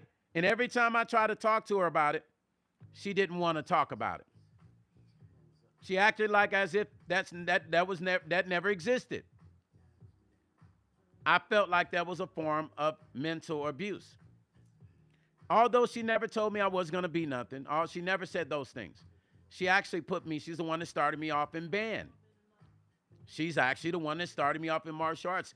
I contribute a lot of the things that I've accomplished in my life to her putting me in the position to do that. But then the spiritual side of me comes from my mom. So the both of them molded who I was. But growing up, I'm going to show you how mental abuse can do a job on kids. If I would go to my mom's on the weekends and come back, my aunt would say that I'm acting like those savages. Now hear me out, y'all. My aunt might see this live and she might not like it. She would say, why are you coming back here acting like them savages? Eat, stand up, sit right, eat with your spoon right, eat with your fork right. Then I would go to my mom's and she would say, you think you better than your brothers and sisters? Take them clothes. I'll find him some clothes to put on. I couldn't even wear my nice stuff. My brothers would call me white boy. My older brothers would say, what's up, white boy? You been playing golf? Now, mind you, I was a little kid. Teresa said, that was deep, Stone. Malara said, the anger then for you, Stoney, was just way too much for you. Then, Stoney, I understand now. Yes, it was. Linda White said, thank you to all and everything is okay now. Thank you for letting us know, Linda. We appreciate you. So, yeah, my older brothers, they were older. And they would literally see me and say, what's up, white? My name was White Boy. What's up, white boy? You been playing golf? Because my aunt lived in a white neighborhood. My mom would tell me, take them clothes off, find some other clothes to put on. You think you better than your brothers and sisters? Then to go back to my aunt, only for her to say, you eating with your hands. Boy, sit up and grab that spoon and fork and eat right. You acting like a savage. You done been over there a bit of 2 days and look at you. That's what I went through. Bridget say both sides were confused. But can you imagine what that could have done to me? This is what kids are dealing with. I want y'all to understand. This is what our younger generation are dealing with. And some of them now have no outlet and nobody to talk to, because I didn't back then. Not like I could go to my aunt and tell her, and not like I could go to my aunt. They wasn't trying to hear that. They really felt that way. Now, it continued as I got older. When I would fly my mom to Vegas and my aunt would find out, she would be mad at me. Oh, you going to fly your mom to Vegas, but you couldn't fly me. If I called my mom more than I called her, yeah, I heard you called your mom, but you can't call me. It continued. Letha, what's up, Letha? I'm showing you abuse is not just physical. It is also mental, and it can do a job on young people forever. Luckily, I did self-healing. One of the reasons I became a Buddhist, I still pray, but the Buddhism and chanting helped me with my self-healing to deal with those issues that I was still dealing with as a grown man. And I'm going to tell you, 2 years ago is when I finally let it go. Now, I'm showing y'all something. I had to do it for me, not for my aunt, not for my mom. My mom's passed away. Not for my older brothers that called me white boy when I was young. And even when the big brother would come pick me up, I had a white guy who was my big brother. I was on the Big Brother, Big Sister program. His name was Matt. He would come to the ghetto, him and his girlfriend, and pick me up and take me to the Ozarks. We would go camping and fishing. My aunt put me in Boy Scouts. She put me in band. She put me on the Big Brother, Big Sister program. Do you know what that did to me? It confused me to have this white guy pick me up when I had 6 brothers. Barbara says, Stone, thank you for all you do. Barbara, no, thank you for taking the time to even listen to me talk about this. It's because of a white gentleman that made me believe that it's okay. It's okay. He was my big brother. To this day, I wish I could find Matt. I wish I could find him because he has no idea how he changed my life. It wasn't my older brother spending time with me. When my older brothers did spend time with me, they had me doing stupid shit, holding pow-pows and having me shoot into bushes at people that they had issues with. When I was younger, when my aunt sent me back to the ghetto, that's what I was subject to. She didn't care what she sent me back to. So I held that against her because she didn't know what she put me into. But at the same time, she put me in a situation that helped change my life. But going back to the ghetto could have messed me up indefinitely. But my will to win was stronger than lose. I remember one of my brothers saying, you're going to be exactly like us. I caught one of my brothers snipping something. And I said, I'm telling Mom. This is when I was sent back home from my aunts after being raised by her all of my life. I caught my brother snipping something. I said, I'm telling Mom. He said, no, you ain't. You going to be just like us. And he grabbed my head, you guys. I want you to understand. And try to push my head to the table. And I got away from him. I'll never forget that. And he was serious. He said, you're going to be just like us. It gave me the drive to not be that way. Letha said, exactly, you're right. Sometimes you have to do and correct the AZ. Teresa says, Stone, I have so much respect for you. Teresa, thank you. Malara says, Stoney looks as if your aunt was jealous of you, but your mom will always be your mom, your first love. I don't know. Malara, it's confusing because my aunt is the one that put me in everything. She put me in Boy Scouts. She put me in band at a young age. She put me on the Big Brother, Big Sister program. She put me in martial arts. So it was always confusing to me. CC said, all your experiences have molded you into a true angelic human who believes in educating people now. No matter what age, each or status, that's all that always meant to happen. We are all blessed by you. Thank you, CC. I appreciate that. Had I not learned to forgive my aunt, I just forgave my aunt 2 years ago. You know what? I woke up one morning. I kid you not. I woke up one morning. I think I told Cambodian Mystique about it, and I told Chef Vanna. Because there's only a few people in my circle I share certain personal things about my life with. So I get opinions from people around me. I asked Cambodian Mystique what she thought. She knows my aunt. She's talked to my aunt. She you know, she's spoken to my aunt on the phone. Letha said, way to go, Stone. Hope someone will listen. I hope so. My aunt, let me tell you something. At that time, Teresa, she wasn't able to have kids. They told her that she would never have kids, which was her reason for adopting me. But when she met this guy, lo and behold, God actually blessed her to have a son, which is my cousin that has the #1 record label out of Houston, Texas. That was her miracle child. And he always thought that I was his big brother. He knew no difference. He didn't find out I wasn't his big brother until later when he found out I was really his cousin. So that was her miracle child. And you see, God blessed her because he turned out to be amazing and successful. So she put him in band like she did me. He was raised the same way I was raised. We were raised by the same woman. Sweet Rain said, you are a well-rounded man due to all the things you went through. Letha says, Stone, not Storm. It's okay. I knew what you meant. I contribute who I am to her. So in retrospective, I have to thank her. Because if it were not for her, I would not be the man I am to this day. You got to think, women don't have a roadmap to raise men. But as they're doing it, if they're doing a great job, you got to give them their kudos for that. She did the best she can do, being a woman raising. She raised my cousin, too. He turned out great. He never been in trouble. I've never been in trouble, right? We're going to knock on some wood. I'm 55. I don't plan to be caught up in nothing. That's why I stay to myself. He turned out great. But I had to forgive her, you guys. This is what I'm saying. Like it don't matter what you've been through. I want everyone to know. You have the power to heal yourself. You do. It's just a lot of us don't want to. Damage Kisser says, our traumas can help transform us into best humans that we can be. If we allow so, see, she just confirmed what I just said. If we recognize and heal, we can learn from them. I self-healed myself, you guys. A combination of things helped me. First thing I had to do is forgive my aunt and forgive my mom and know that the forgiveness was for me, not for them. Not for them, for me, so that I could deal with getting over it. I woke up one morning, told Cambodian Mystique, told Chef Vanna, I kind of toss things off of them.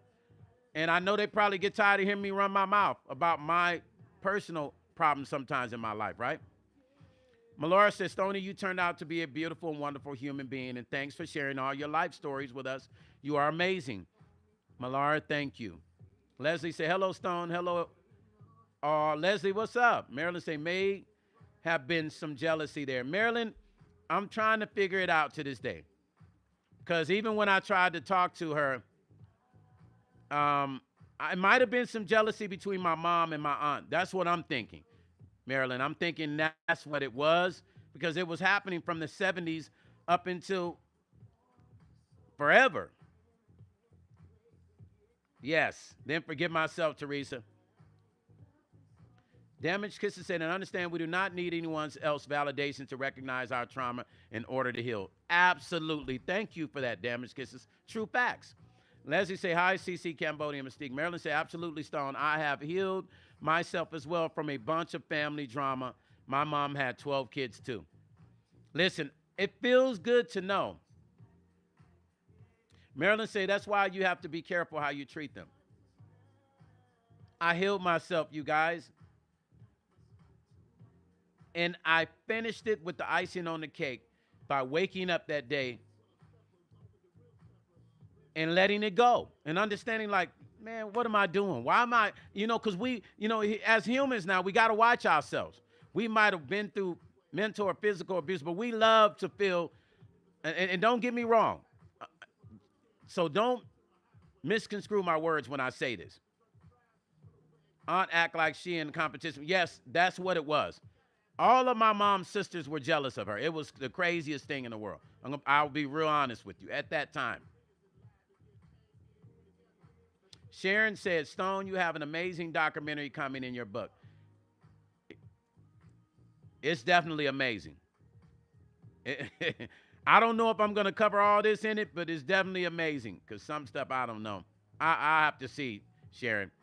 Linda White says, Stone, yes, you can change if you're willing to put in the work. Listen. When I woke up that morning and said, I forgive my mom and my aunt, I can't tell my mom I forgive her. She's not here in the physical, but in the spiritual, I can say it to her. When I woke up and let that shit go, because I'm going to say something about us as humans. Sometimes we like to feel it's the same thing we do on our birthdays. Think about what I'm saying. Marilee Maul said, our stories are very similar. That's interesting, Marilee. Marilee. I got a Marilee and then I got a Marilyn. Wow, interesting. Every time, think about what I'm about to say. Every time people's birthday come around, what do? You start to get, like 2 or 3 days before your birthday, you start to get in that sad mode. Now, I'm just showing you human nature. You started, here we go, y'all. Here come our birthday. Here we go. I don't know what I'm going to do on my birthday. I might not even do nothing. I just want to be by myself. I don't want to be around nobody. I don't know what I want to do. That's what we do. Y'all see that shit? We start wanting to feel sorry for ourselves. Malara said, forgiveness is divine. I'm showing you something. We're going to do a comparative. Don't we do that, Marilee? Right? 3 days before our birthday, we start feeling some kind of way about our birthday because we get caught up in our emotions. We want people to remember our birthday. We want to see who's going to hit us up. Ain't nobody acknowledging us. We feel like, so we start doing the pity party. Teresa say, yes, you are telling the truth. Lyrical say, I feel entitled on my birthday. Auntie Mickey said, I had to forgive my father for handing me over to his parents rather than raise me. I felt the same way a little bit about my mom, Auntie Mickey. Leslie said, I stopped that this year. Listen what Leslie said. I stopped that this year. I had a wonderful birthday, July 17th, loving myself. This year I changed. Thank you, Leslie. So now let's take that birthday thing that we all do. Right? That little pity shit that we do 3 days before our birthday and start feeling like, I don't want no party. I just want to be alone. It's the same shit we do with the stuff we go through at a younger age. Mental or physical abuse or psychological. We hold on to it. We want everybody to listen to our story. We want everybody to pity us. Forgetting that we are now a grown person who must deal with that self-healing one way or the other. One way or the other. Or it's going to follow us because we're going to tell every person in every relationship we're in. If we date 3 people and we get in an argument, we're going to, the reason why I'm the way I am is because I went through when I was younger. And then, hey, whoa. Well, wait a minute. I didn't know anything about that. Auntie Mickey said, I almost forgot my birthday last year. Yeah, we're going to do that. We're going to blame every person we date. We're going to snap back into what we went through when we was young, and then we're going to use that as a reason to snap on them, to be upset, to have anger, or to replace that with, that's why I'm upset. You don't know what I've been through. Teresa said that's the anniversary pity party. And we do that same thing with things that we've been through. Like, I don't like alcoholics. I got alcoholics in my family. Every time they get together, some crazy shit that's happened in the family comes up. And everybody fights. I don't want to hear that shit. I feel like people need to self-heal, because it's like, deal with it, face on, pray, fall on your knees, ask God, go get counseling, whatever you need to deal with it. Because if you don't, it's going to continue to affect your life with relationships, and your life at work, and your life personally. Inner peace. Inner peace, you guys. Look at my moderators be on top of shit. CC be on top of stuff. Mystique be on top of stuff. This is the truth, y'all. I'm just telling you. Damaged Kisses say black celebration, I call it. Bingo. Damaged Kisses, you know. Marilyn, look at what Marilyn, listen, this is deep. Marilyn said something deep, and this is why I love to share my stories. Marilyn said, you don't look like what you've been through. Looks can be deceiving. This is why I be trying to tell people. Damaged Kiss said, from a song I call Black. I loved it, Black Celebration. I might have to steal that from you and write a song, Damaged Kisses. Marilyn said, Stone, you don't look like what you've been through. Thus the reason why I want people to understand. Marilyn, absolutely. Hit the hearts, boost the algorithm, you guys, please. Hit the hearts. It costs nothing to hit those hearts. If you appreciate the content that I bring to you, if you appreciate my conversations that I have with you every day, please hit those hearts. Damaged Kisses said Pity Party and or Grief. It's by Depeche Mode. Yeah, I remember that song. Cece said, the shell is not our soul. I just want anybody coming across my channel to understand. Like Marilyn said, forgiveness is for us, not for the person that hurt us. I don't care if it's a physical relationship, physical abuse, mental abuse, psychological abuse. Somebody's bullying you. You gotta learn how to understand that life is lifing us. Damaged Kiss said people help shape us, yes, but we are all here on our own journey and to learn and grow as humans, yes. Facts. Marilyn said if we don't forgive, God won't forgive us. And that forgiving, once again, is for us, not for them, not for that person. We have to forgive ourselves to be able to forgive someone else and understand it's okay. But if you're older now, it's time for us to deal with whatever issues we have. I've dealt with mine. And that self-heal was magical. Before I know it, I looked up and I was like, dang, I can't believe that it's been these many years and I've really gotten a hold of my anger issues and blaming people for things that I feel like happened to me when I was younger. Everyone has a story. That is why we should be kind to everyone. Words can cause a person to snap. Absolutely. Shaz may say, Stone, Paxton, for real, you have to turn that page or close the book. When you bless the past, it sets you free. Exactly.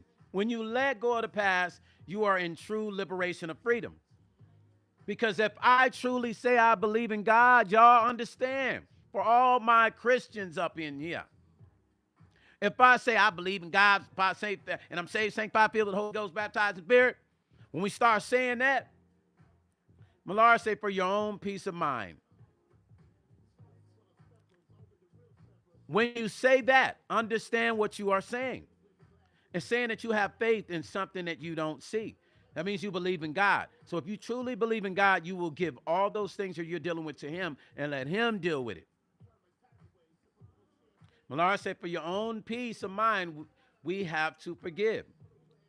I forgave my mom and my aunt. I forgave my older brothers. that try to destroy me. You know, only one of them in particularly. And his life is a mess. I love him, but his body's terrible, and he could pass away anytime soon. Drank away his kidneys and purified his kidneys and drank all his life and done drugs all his life. That's the direction that he was trying to get me to go.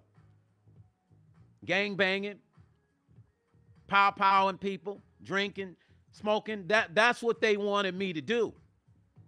That's what he wanted me to do.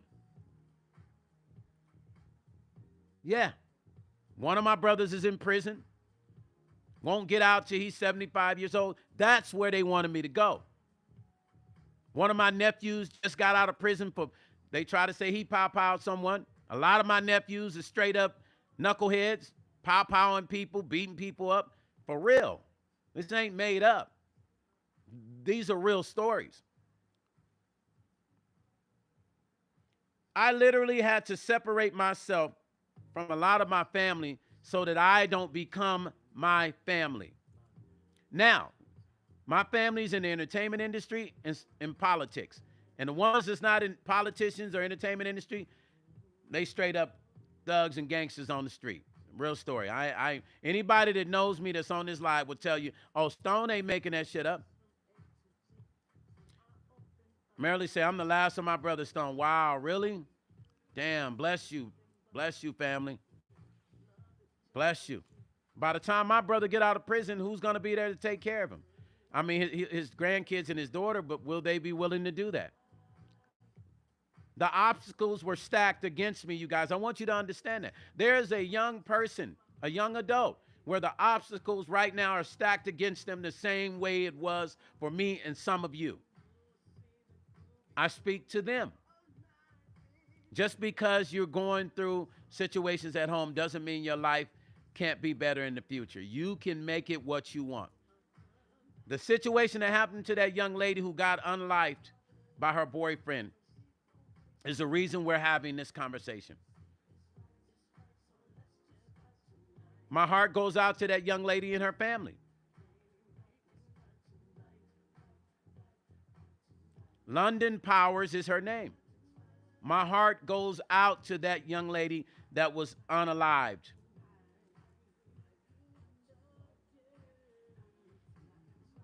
But do understand that these things happen and they will continue to happen. Malara said, it's not easy, but we have to forgive so that we can move on happily. We have to. Leslie says, I had a rough life, but that has helped me to shape myself to a person I am today. Leslie, thank you for sharing that, family. Thank you for sharing that. Because people need to know. A lot of people will forget. CC said, this is just a good topic and conversation and advice here today. I continue to pray for this world. Y'all don't understand. There's a lot of people that have been through. That's the reason we got to share with people the things that we have healed from. If we can't share with people our healing, then we're not actually helping the next possible generation, our nieces, our nephews. My nephew is about to get paroled out of prison. He doesn't even want to go back to the city he was in because he's worried about getting caught up again. I say to my sister, let him, if he doesn't want to go back, he's smart. He has learned from the time that he went in at 17. Let him do what he wants to do. If he wants to go away from that place, let him do it. Let him do what he feels that's going to work. Leslie said, you are a strong person, Stone. Good heart. Thank you, family. I appreciate you, Leslie. I appreciate you, family. I'm trying to do my part, Leslie. You know what I'm saying? Like, God put me here, put us here. I'm just trying to do my part to make it better for our next generation of people and for African-American young men, because there's nobody talking to them no more. Marilee said, the crazy part is I'm late to live today because I was just having this conversation on the phone. Really? Marilee, that's called confirmation, right?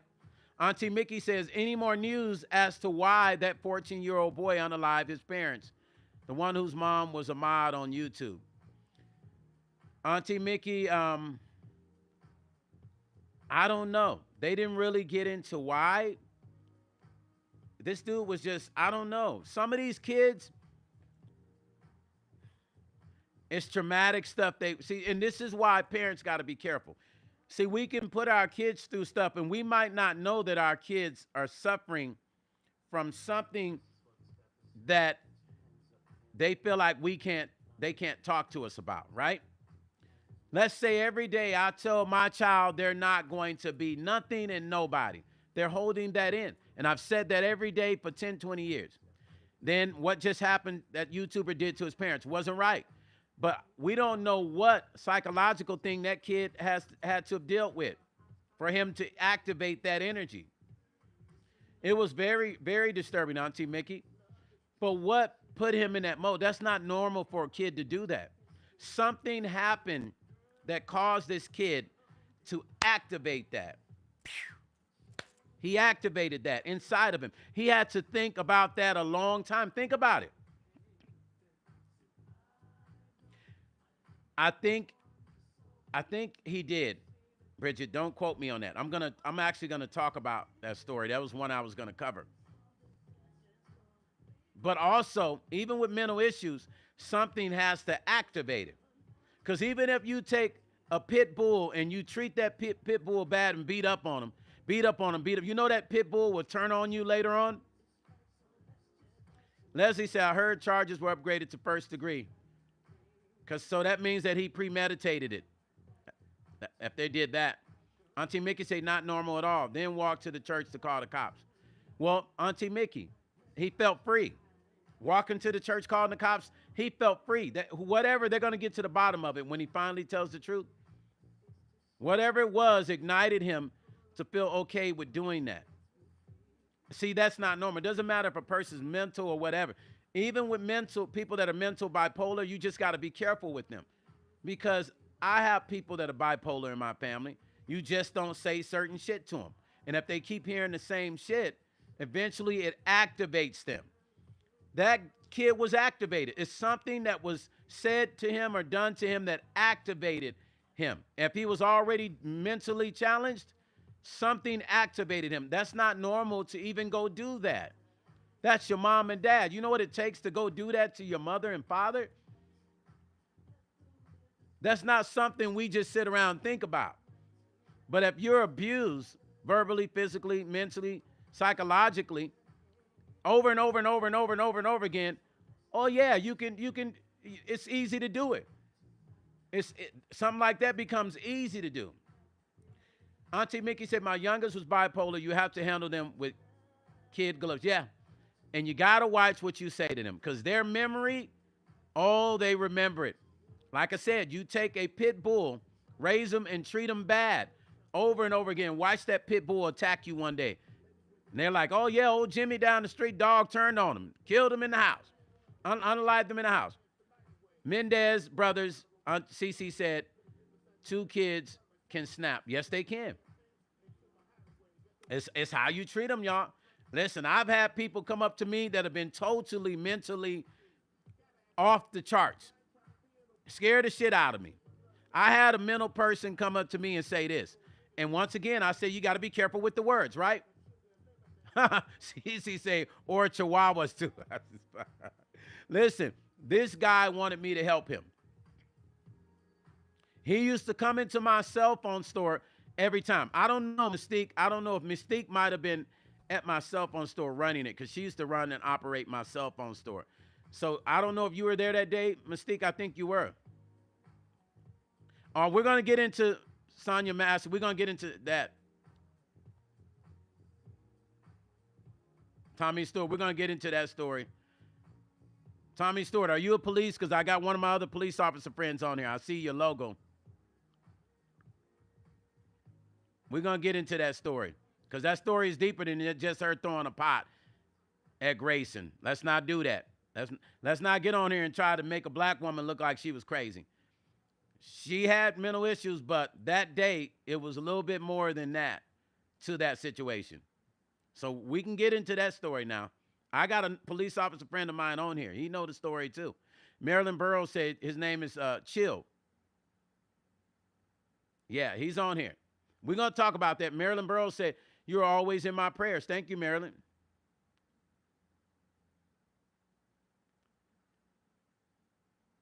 Marilyn Burrows said, "People are people, even if they are." Let me tell you something. So this guy used to come in my store. Mystique, I don't know. I think you were there that day.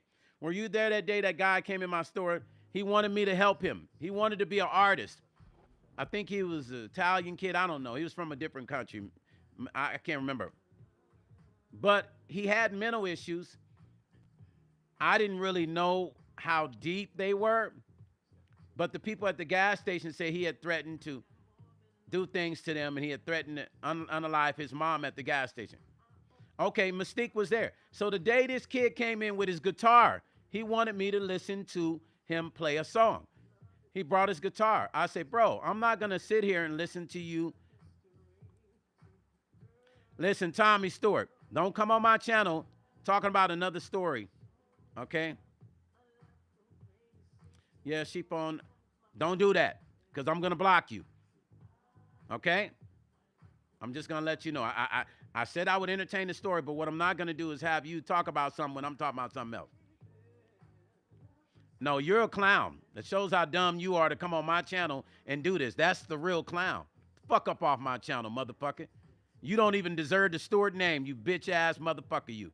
That's my family name. Get the fuck up out of here with that shit. Piece of shit, you. Stewart, you don't deserve that name at all, motherfucker, you. That's a quality name, bitch-ass little motherfucker, you. Excuse me, y'all. I'm sorry.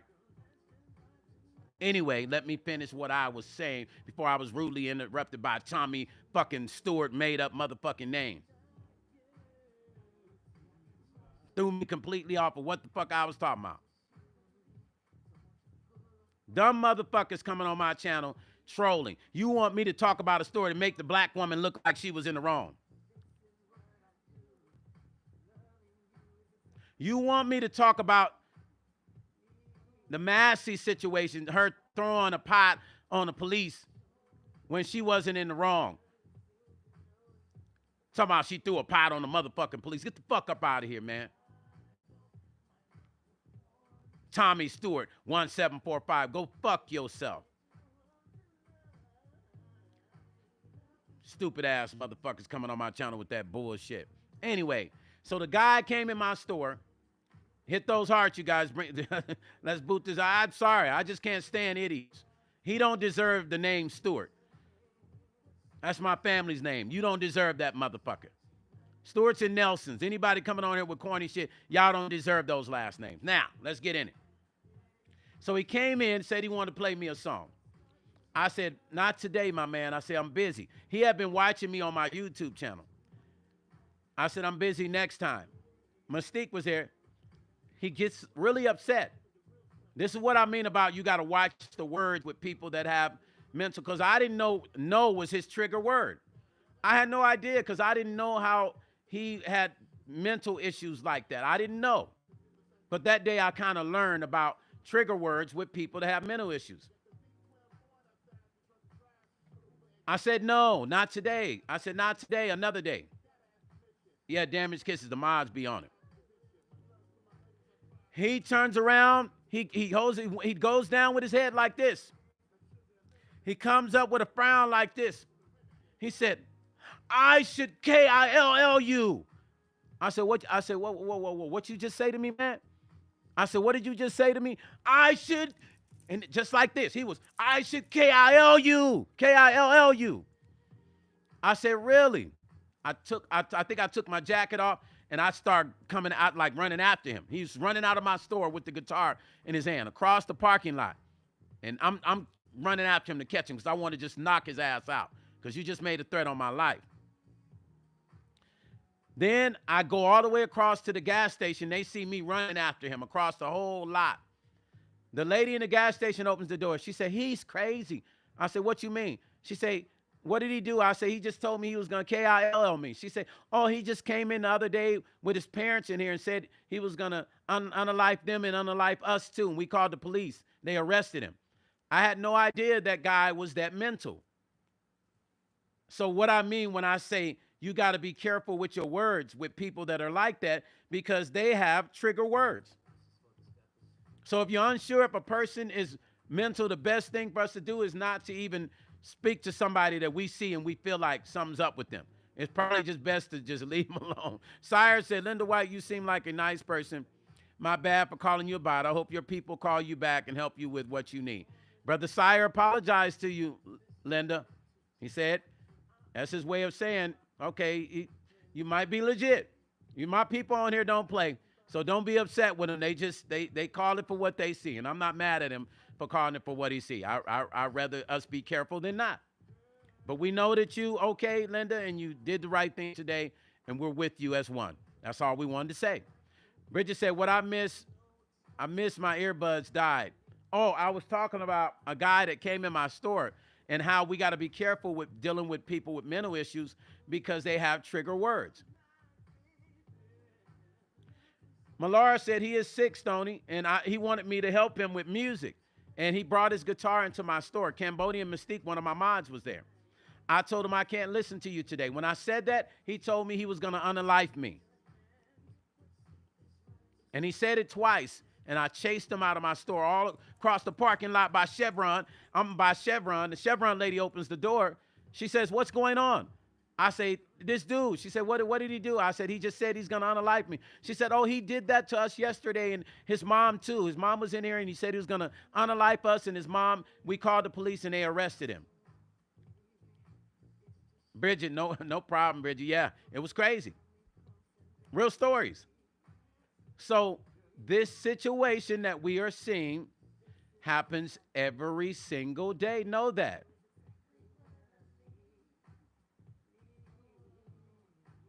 Just know that. It's an everyday situation. How we deal with it, it's what's going to allow us to either get past it or be caught up in it. Moving on to the next story. Because we had that idiot come in here with the last name Stewart who doesn't deserve the Stewart's name. What is the Senate Bill 1953, the Sonya Massey bill? Now, he was trying to talk about Sonya Massey or Sandra Bland. I think Sandra Bland he was trying to talk about. I think that's her name. What is the Senate Bill 1953, the Sonya Massey bill? You guys want to know? We're going to talk about it. The bill received an overwhelming bipartisan support, passing the Illinois Senate unanimously and clearing the House with a vote of 101 to 12. Oh, yo, that shit just was like, pow. Clearly, there's no mistake that bill was not going to be passed. Okay? Let's get into the story. In response to the tragic killings of Sonya Massey, Illinois Governor J.B. Pritzker has taken critical steps to prevent similar incidents from happening in the future. On August the 12th, the 60-year-old governor signed a Senate Bill 1953 into law, a significant piece of legislation aimed at increasing transparency and accountability in law enforcement. Hiring practices according to the ABC 7. Under the new law, all law enforcement agencies in Illinois are now required to investigate and disclose an officer's full employment history, including disciplinary records and prior misconduct, when they apply for new positions. The legislation also mandates through background investigations before an officer can be hired, even before they can be hired. They're changing the whole game. The bill received an overwhelming bipartisan support, passing the Illinois Senate unanimously and clearing the House with a vote of 101 to 12. Key sponsors included State Senator Doris Turner, D. Springfield and State Representative Cam Buckner. The Chicago members of Massey's family were also present at the historic bill signing. This is beautiful. Holding police officers accountable, the ones that are doing fucked up shit. That's all we saying. There's a lot of good police out there, but there's some that do some fucked up shit. Supporters of the measure believe it could have saved Massey's life had it been in place earlier, including Massey's father, James Wilburn. It is my hope that Illinois can lead the nation in common sense policing so that an officer goes from department to department, their record goes with them. James said during Tuesday's signing, according to a press release, We believe that Sonya Massey law will improve the quality of law enforcement across Illinois. We are given a badge and a gun, and that our communities will be better for it. This law should be an important step towards restoring precious trust between the police communities, particularly the communities of color. What's you guys' thoughts about that? Because I ain't done. I'm not done. Oh, Damaged Kisses said, that's a nice vest, though. I like the red handkerchief. Nice touch. Sorry, I just noticed. Nah, I'm into fashion now. Damaged Kisses. CC says, Stewart, the what? The butler, Stewart. Sweet Rain said, Damaged Kisses, I agree. I like the handkerchief. Thank you, guys.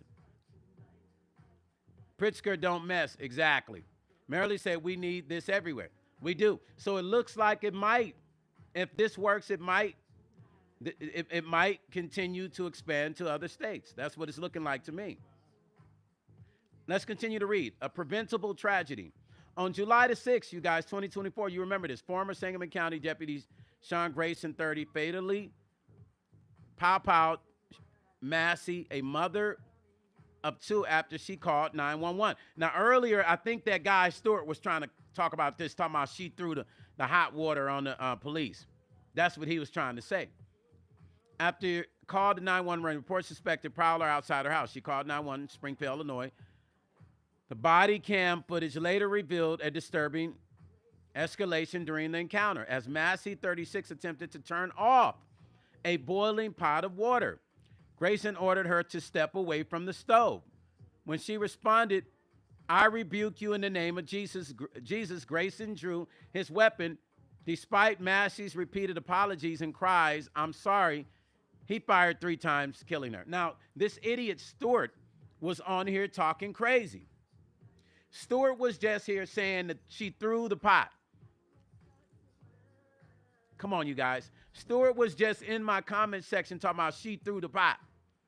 What was he talking about?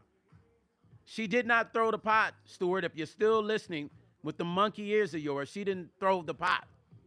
Grayson, the police officer, was fired and has since been indicted on multiple charges, including first-degree aggravated battery assault, murder with aggravated battery assault with a firearm, and official misconduct. His case is an ongoing case. A troubling history overlooked. As previously reported, Grayson's background raised multiple red flags. He had been discharged from the U.S. Army for serious misconduct and had 2 DUI convictions from 2015 to 2016. Since 2020, he has cycled through 6 law enforcement agencies across Illinois, often holding part-time roles. Sangamon County Sheriff Jack Campbell admitted that Grayson had insufficient training when he was hired by the sheriff's office.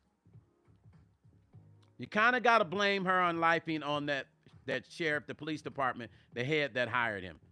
You kind of got to blame it on that, not just him doing it. Brother William is a friend of mine. He's a police officer, Brother Chill. He said, William Johnson said, I concur, right. You're right. We just fired a guy who came from 2 different departments after he was caught stealing money off an arrestee. We never knew why he was let go from the other 2 departments. Wow. Yo, Brother Chill, that's crazy. You see, so imagine if more police departments start implementing that policy of policing their own police. Tracy Shorter said, hey, Stone, just coming in. I'm from Chicago. I remember this law being passed. I like J.B. Pritzker, definitely for our people. Yes. Hey, Tracy, my sister was running for mayor of Harvey. She didn't win, but she's the president of the Black Chamber of Commerce in Harvey. William Johnson said, if a person resigns before being fired, we don't have to access those records. Bingo. Y'all see that? They don't have access to those records. But I guess they're changing it now because Brother Chill say they don't have access to those records if they're fired. Sire Production said, that's crazy. My whole background in life is checked to be a train operator. Can't even drive with a speeding ticket or DUI and do an extensive background check. Wow, they do an extensive one, but yet they're not doing extensive ones with some police officers. So this is good that they're going to implement that, because in every other sort of businesses, they will implement an in-depth background check. Why not the police department? What's your thoughts on that, Brother Chill? William Johnson? Auntie Mickey said they need to change that rule. Absolutely. Hit those hearts, you guys. Hit the hearts. Let's boost that algorithm up. They do need to change that rule. They absolutely do need to change that rule. Auntie Mickey says, so as of now, they can cover up their wrong by quitting first. Exactly, Auntie Mickey.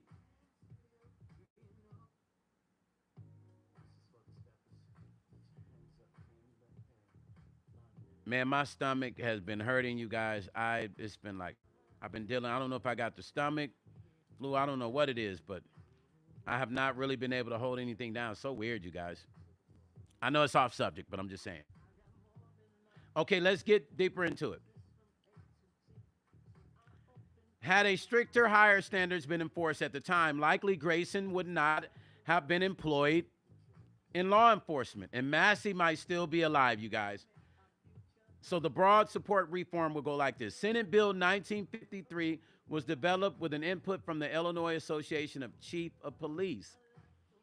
And that Illinois Sheriff's Association, it has also received the backing from ACLU, the Illinois Attorney General's office, and numerous law enforcement groups. The legislation marks a critical step towards reform, aiming to prevent officers from problematic histories from moving from agency to agency. Without proper scrutiny, Governor Pritzker's signature on this bill sends a clear message: accountability in law enforcement is not optional. Listen, Governor, it's Pritzker's is on top of his game. Is on top of the game, you guys. As simple as that. Like, that's what I like to see. Hold people accountable. Police officers, non-police, doesn't matter. Public citizens doing wrong, police, everybody needs to be held accountable. In February, Massey's family reached a $10 million settlement with officials in Sangamon County for her. Wow. $10 million settlement, you guys. $10 million settlement the family reached. It's not going to bring her back, but it'll set the tone that things are not going to be tolerated from here on out. Sangamon County's wrongful death suit, they sued for $10 million and they got it. What's up, Timothy? Pritzker. Okay, pronounced Pritzker. Okay, got you. All righty, there it is. CC just corrected me. Sweet Rain says, eat a raw potato to soak up all the sour juice in your stomach. Juices in your stomach. Okay, or eat a piece of raw ginger. Thank you. And I should have known that. I got ginger all up in there. Linda said, I love it here. Everyone is family. Yeah, we love adjourning as family here. Hit that heart. Family, come on, family. Hit that heart, y'all. Hit them hearts. If you're not donating Super Chat, the least you can do, I say it every day, the least you can do is give me the hearts. And make sure you hit like on this video. Why, I wonder why that guy wanted to come in here and talk to me and say some crazy stuff like she threw the hot water on the police. That's what that guy was trying to say. The guy that came in here earlier was trying to say that. That's what he was trying to say, you guys. He was really up in here trying to say, oh, she threw that. She threw that on the police. What made him come up in here and try to, you want to condemn the black woman already when the proof shows otherwise? Why? Why must we get those kind of people who like to come up in here and bullshit the story? Why? Why must we get those folks that come up here and want to bullshit the story? They want to change the narrative of the story into what they want it to be. Why? I don't understand. Is this guy not on the same planet we're on? Where is he getting his information from? William Johnson said, blacks do not want to do this career any longer. And it's horrible to hear that because we need more representation of us. We get people going to our cause who never had any dealings with our people. Y'all hear what Brother Chill said? He's a police officer. He said black people don't want to be police officers anymore. That's not good, you guys. Tracy Shorter said, this is crazy because the wrongs continue and we, the taxpayers, are paying for these settlements. Yes, we are. That's coming out of our money. They need to start taking it out. I know, Brother Chill, I don't know what you think about this, but even the police's salary comes out of taxpayers' money. So I was about to say it needs to come out of the police salary, but that is still the taxpayers' money. Ty Deuce Cuzzo said, I'm building what's the topic, fam? Few different topics. We were talking about the Sandra Bland bill that was passed in Illinois. They passed this new bill called the Senate Bill 1953, Sonya Massey. I'm sorry. I don't know why I said Sandra Bland. Sonya Massey bill. They just passed that. I also talked about this young lady that was unalived by her boyfriend. So, yeah, you missed a few things, Cuzzo. My thing is here, you guys. If we don't have enough black police officers, what do you guys think is going to happen? If we can't get black men to go out and apply for the police department, what's going to happen next? What happens next, y'all? I just want to spell it out. What happens next? If we can't get black police officers to fill in the blank, what happens next?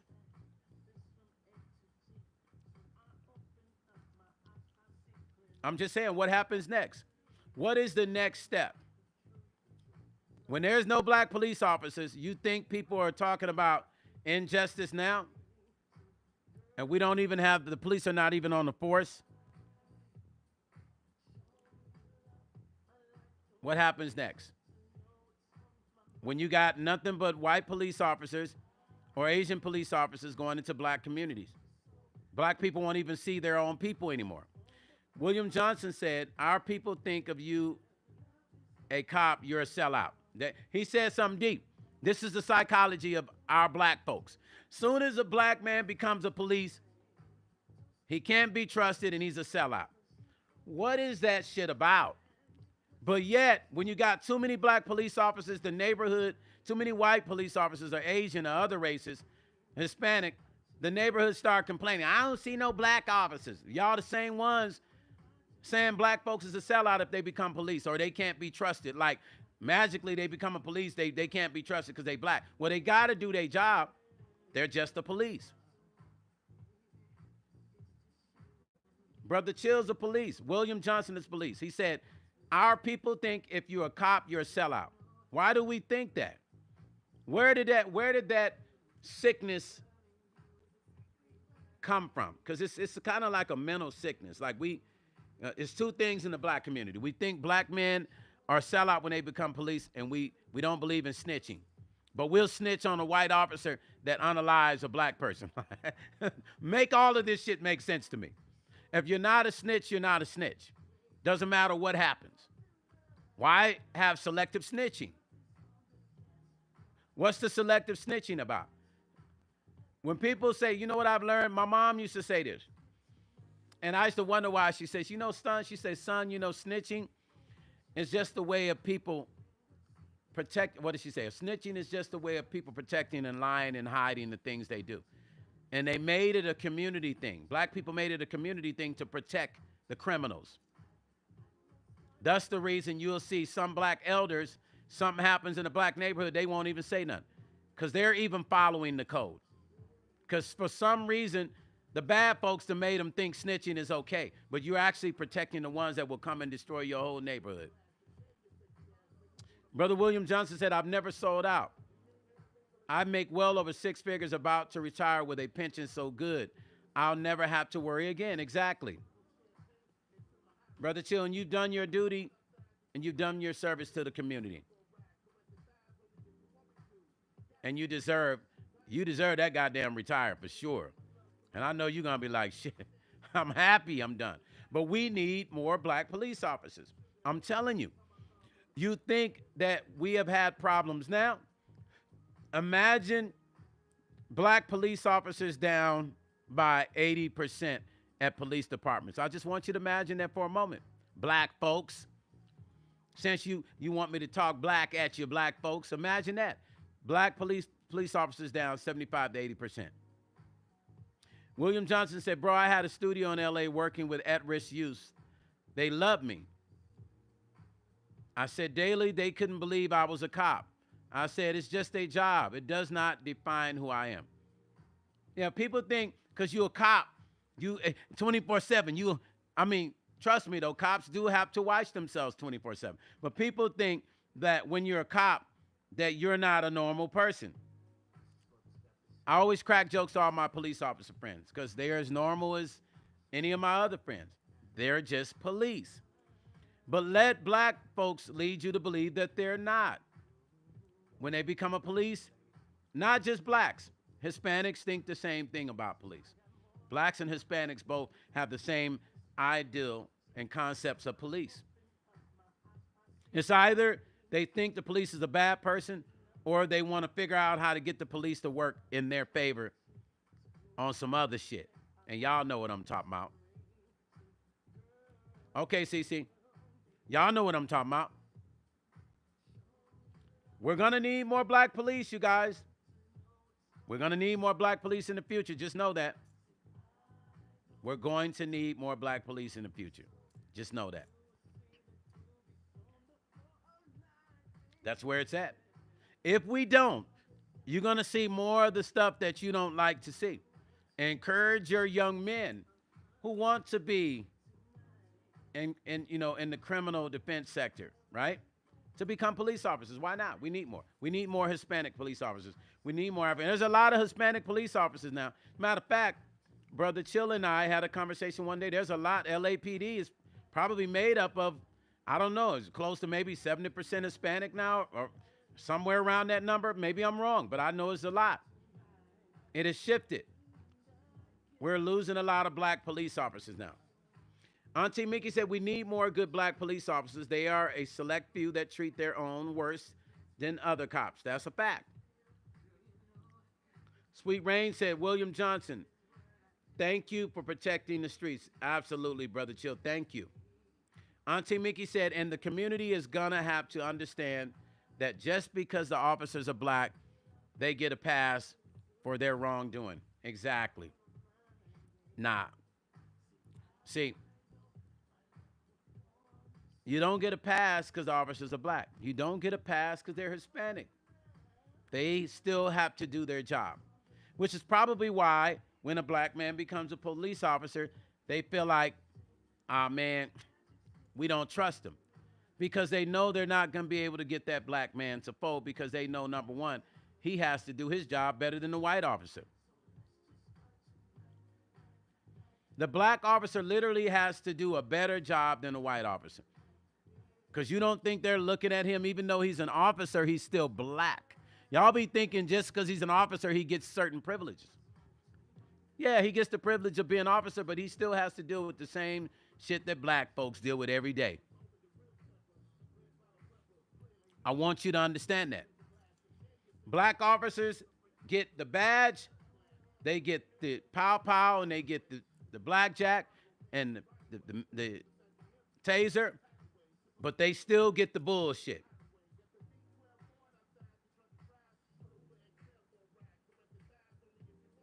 They still get the bullshit, y'all. They still have to deal with the bullshit. Linda White just told y'all. She said, hit the like button. It's free. Let's get the algorithm up. I come on here every day, y'all. What y'all want me to do? Start getting down to one day, going on live? Is that y'all want me to just start? Because I can go do the other shit that I'm doing. These albums I got to cut. So y'all want me to come on one time a day? I mean, I'm just saying. It's hard. Is it that hard to hit hearts? You go down to your chat room. You first got to be on the app. You have to download the YouTube app on your phone. Then you can hit the hearts over and over again, just like if you're on TikTok. You get what I'm saying? So that's what I'm saying. Let's boost that algorithm up. Understand that black men get no pass by no means for being a police. Not by the status quo. Because at the end of the day, they're still ninjas in the suit. Now, if you don't believe me, you can ask Brother Chill here. He'll tell you. He'll tell you. Merrily said, my brother was an officer trainee. He didn't live to graduate the academy. We were told he what? Wait a minute. Stop. Hold on. Where was he at when he unalived himself? Was he at home? Where was he at?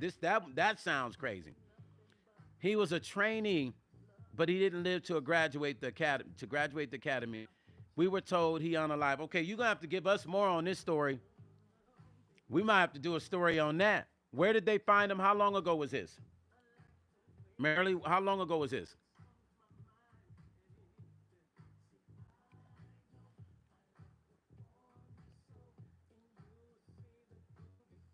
Malara said, come out whenever if you like, Stoney. What you say, Malara? What do you mean?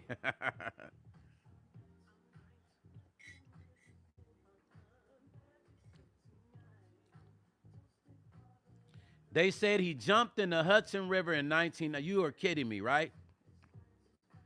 Was he with friends? Was he hanging with somebody? What was going on? Sire said, good job, man. My uncle is the cop and pastor. Wow, that's powerful. He's a cop and pastor. He gonna put the legal on you, and he gonna put that Bible on your ass at the same time. He jumped. They just said he just went out to the Hudson River and just said, well, I'm gonna try the Hudson River on today. I'm gonna try the Hudson River on today. That don't even make no sense. He jumped in the Hudson River. Mary Lee, I'm sorry about that, but that right there sounds crazy. Cece said, you have not had to cough today, Stone. Keep drinking. Yeah. Because before I record records, I always do my tea and honey. That's why. Yeah, Marilyn, you're gonna have to email that to me. I'm gonna have to talk about that story, just to bring it up and talk about it. That's kind of strange. There should have been an investigation reopened again. Post my email address so Marilyn can send me that, CC or Mystique. That's crazy. Yeah, I gotta talk about that, because that's kind of, he jumped in the, who just goes and said, you know what? I'm just gonna go jump in the Hudson River today and unalive myself. Black people don't play with water that much like that. There's certain things we just don't do. Millard, no, I'm gonna start going one day a week. We ain't getting these likes up. I'm gonna come on one day a week. Okay, Marilyn, got you. Text it to me, please. William Johnson said, look at this tired. Look at this tired that was hired left us. Oh, okay, the tired that was hired left us for mini feed PD, now arrested. Oh, you talking about the guy that just got arrested? Look at this turd that was hired. Left us for mini feed PD, now arrested. Dang. Yeah, that is, listen, Brother Chill. Listen. You guys, listen. I want you to understand. Brother Chill, I can't wait for you to retire, man. Honestly, because you got a lot of other work to do. CC said, no, you could take weekends off. If you want to. I might take weekends off, you guys. You know what? I think I might do that. CC say, we need your spiritual education and experience. I might just do my weekends in the studio. I think that's what I might do. So my weekends might just be me in the recording studio, you guys. That's what I think I'm going to do. Millar said, that's fine, Stone. Millar, you know if I'm coming on here one day a week, y'all going to be like, Stone, we only see you one day a week. William Johnson said, can we see the link? Yeah, can you share the link on here with your brother? Chef Banner in the house.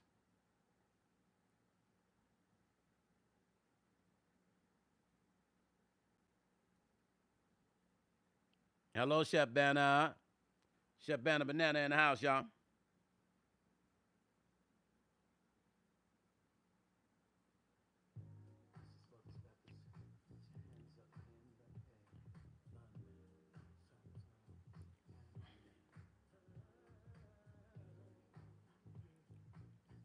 Hi, Tracy. All right, listen. Yeah, thank you for sharing the link. But still text it to me, though. Send it to me because I want to talk about it.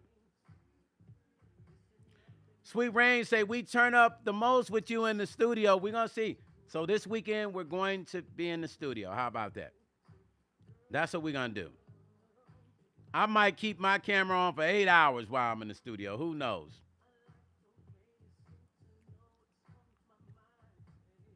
Okay, thank you. All right, you guys, listen. That was my time today. I appreciate you. I appreciate all of you that come on my live, all the ones that have donated in Super Chat today. Love and respect to you guys, man. Thanks for holding me down. Peace and blessings to you, and I will catch you tomorrow. Tomorrow, we're going to go in the studio.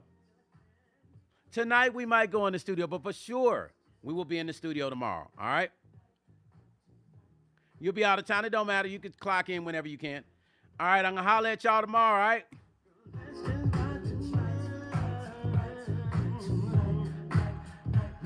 Tonight,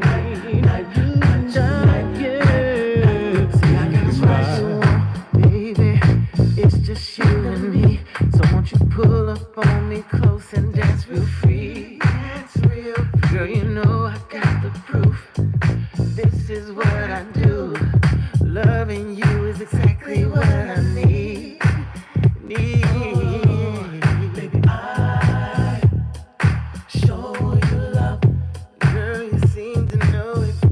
Make sure y'all follow that Spotify. See, Stone Paxton. Warm your soul, and I can't wait to get you home tonight. Love is on the dance floor, baby, it's our night. Let the rhythm take you, the magic's here tonight. Toasting for the love, people raise your hands. Frequency is right, so let's just start tonight, night, tonight, night, let's start tonight. Yeah, tonight, night, let's start tonight. Tonight, let's start tonight. Night, the feeling's right. For the steppers, only the real steppers. Red bottom rappers, play like Hugh Hefner. Ladies raise a glass and share your sexy ass. Maybe we wanna break you off quick, fast, and plexiglass. You came here to mingle and dance the night away. Let's get the party started, romance the right away. Put a dip inside your hips, turn like tidal waves. Sip a little champagne, head to my hideaway. Got the V12 going outside, too drunk to drive. Put an Uber XL for a ride. Caressing thighs only if you want me to. Gotta ask permission, cause I ain't trying to be in no compromised position. My love to my ladies that try to drop shade. Lots of gold niggas that lie to get paid. Me and you together like sugar and lemonade. For my love.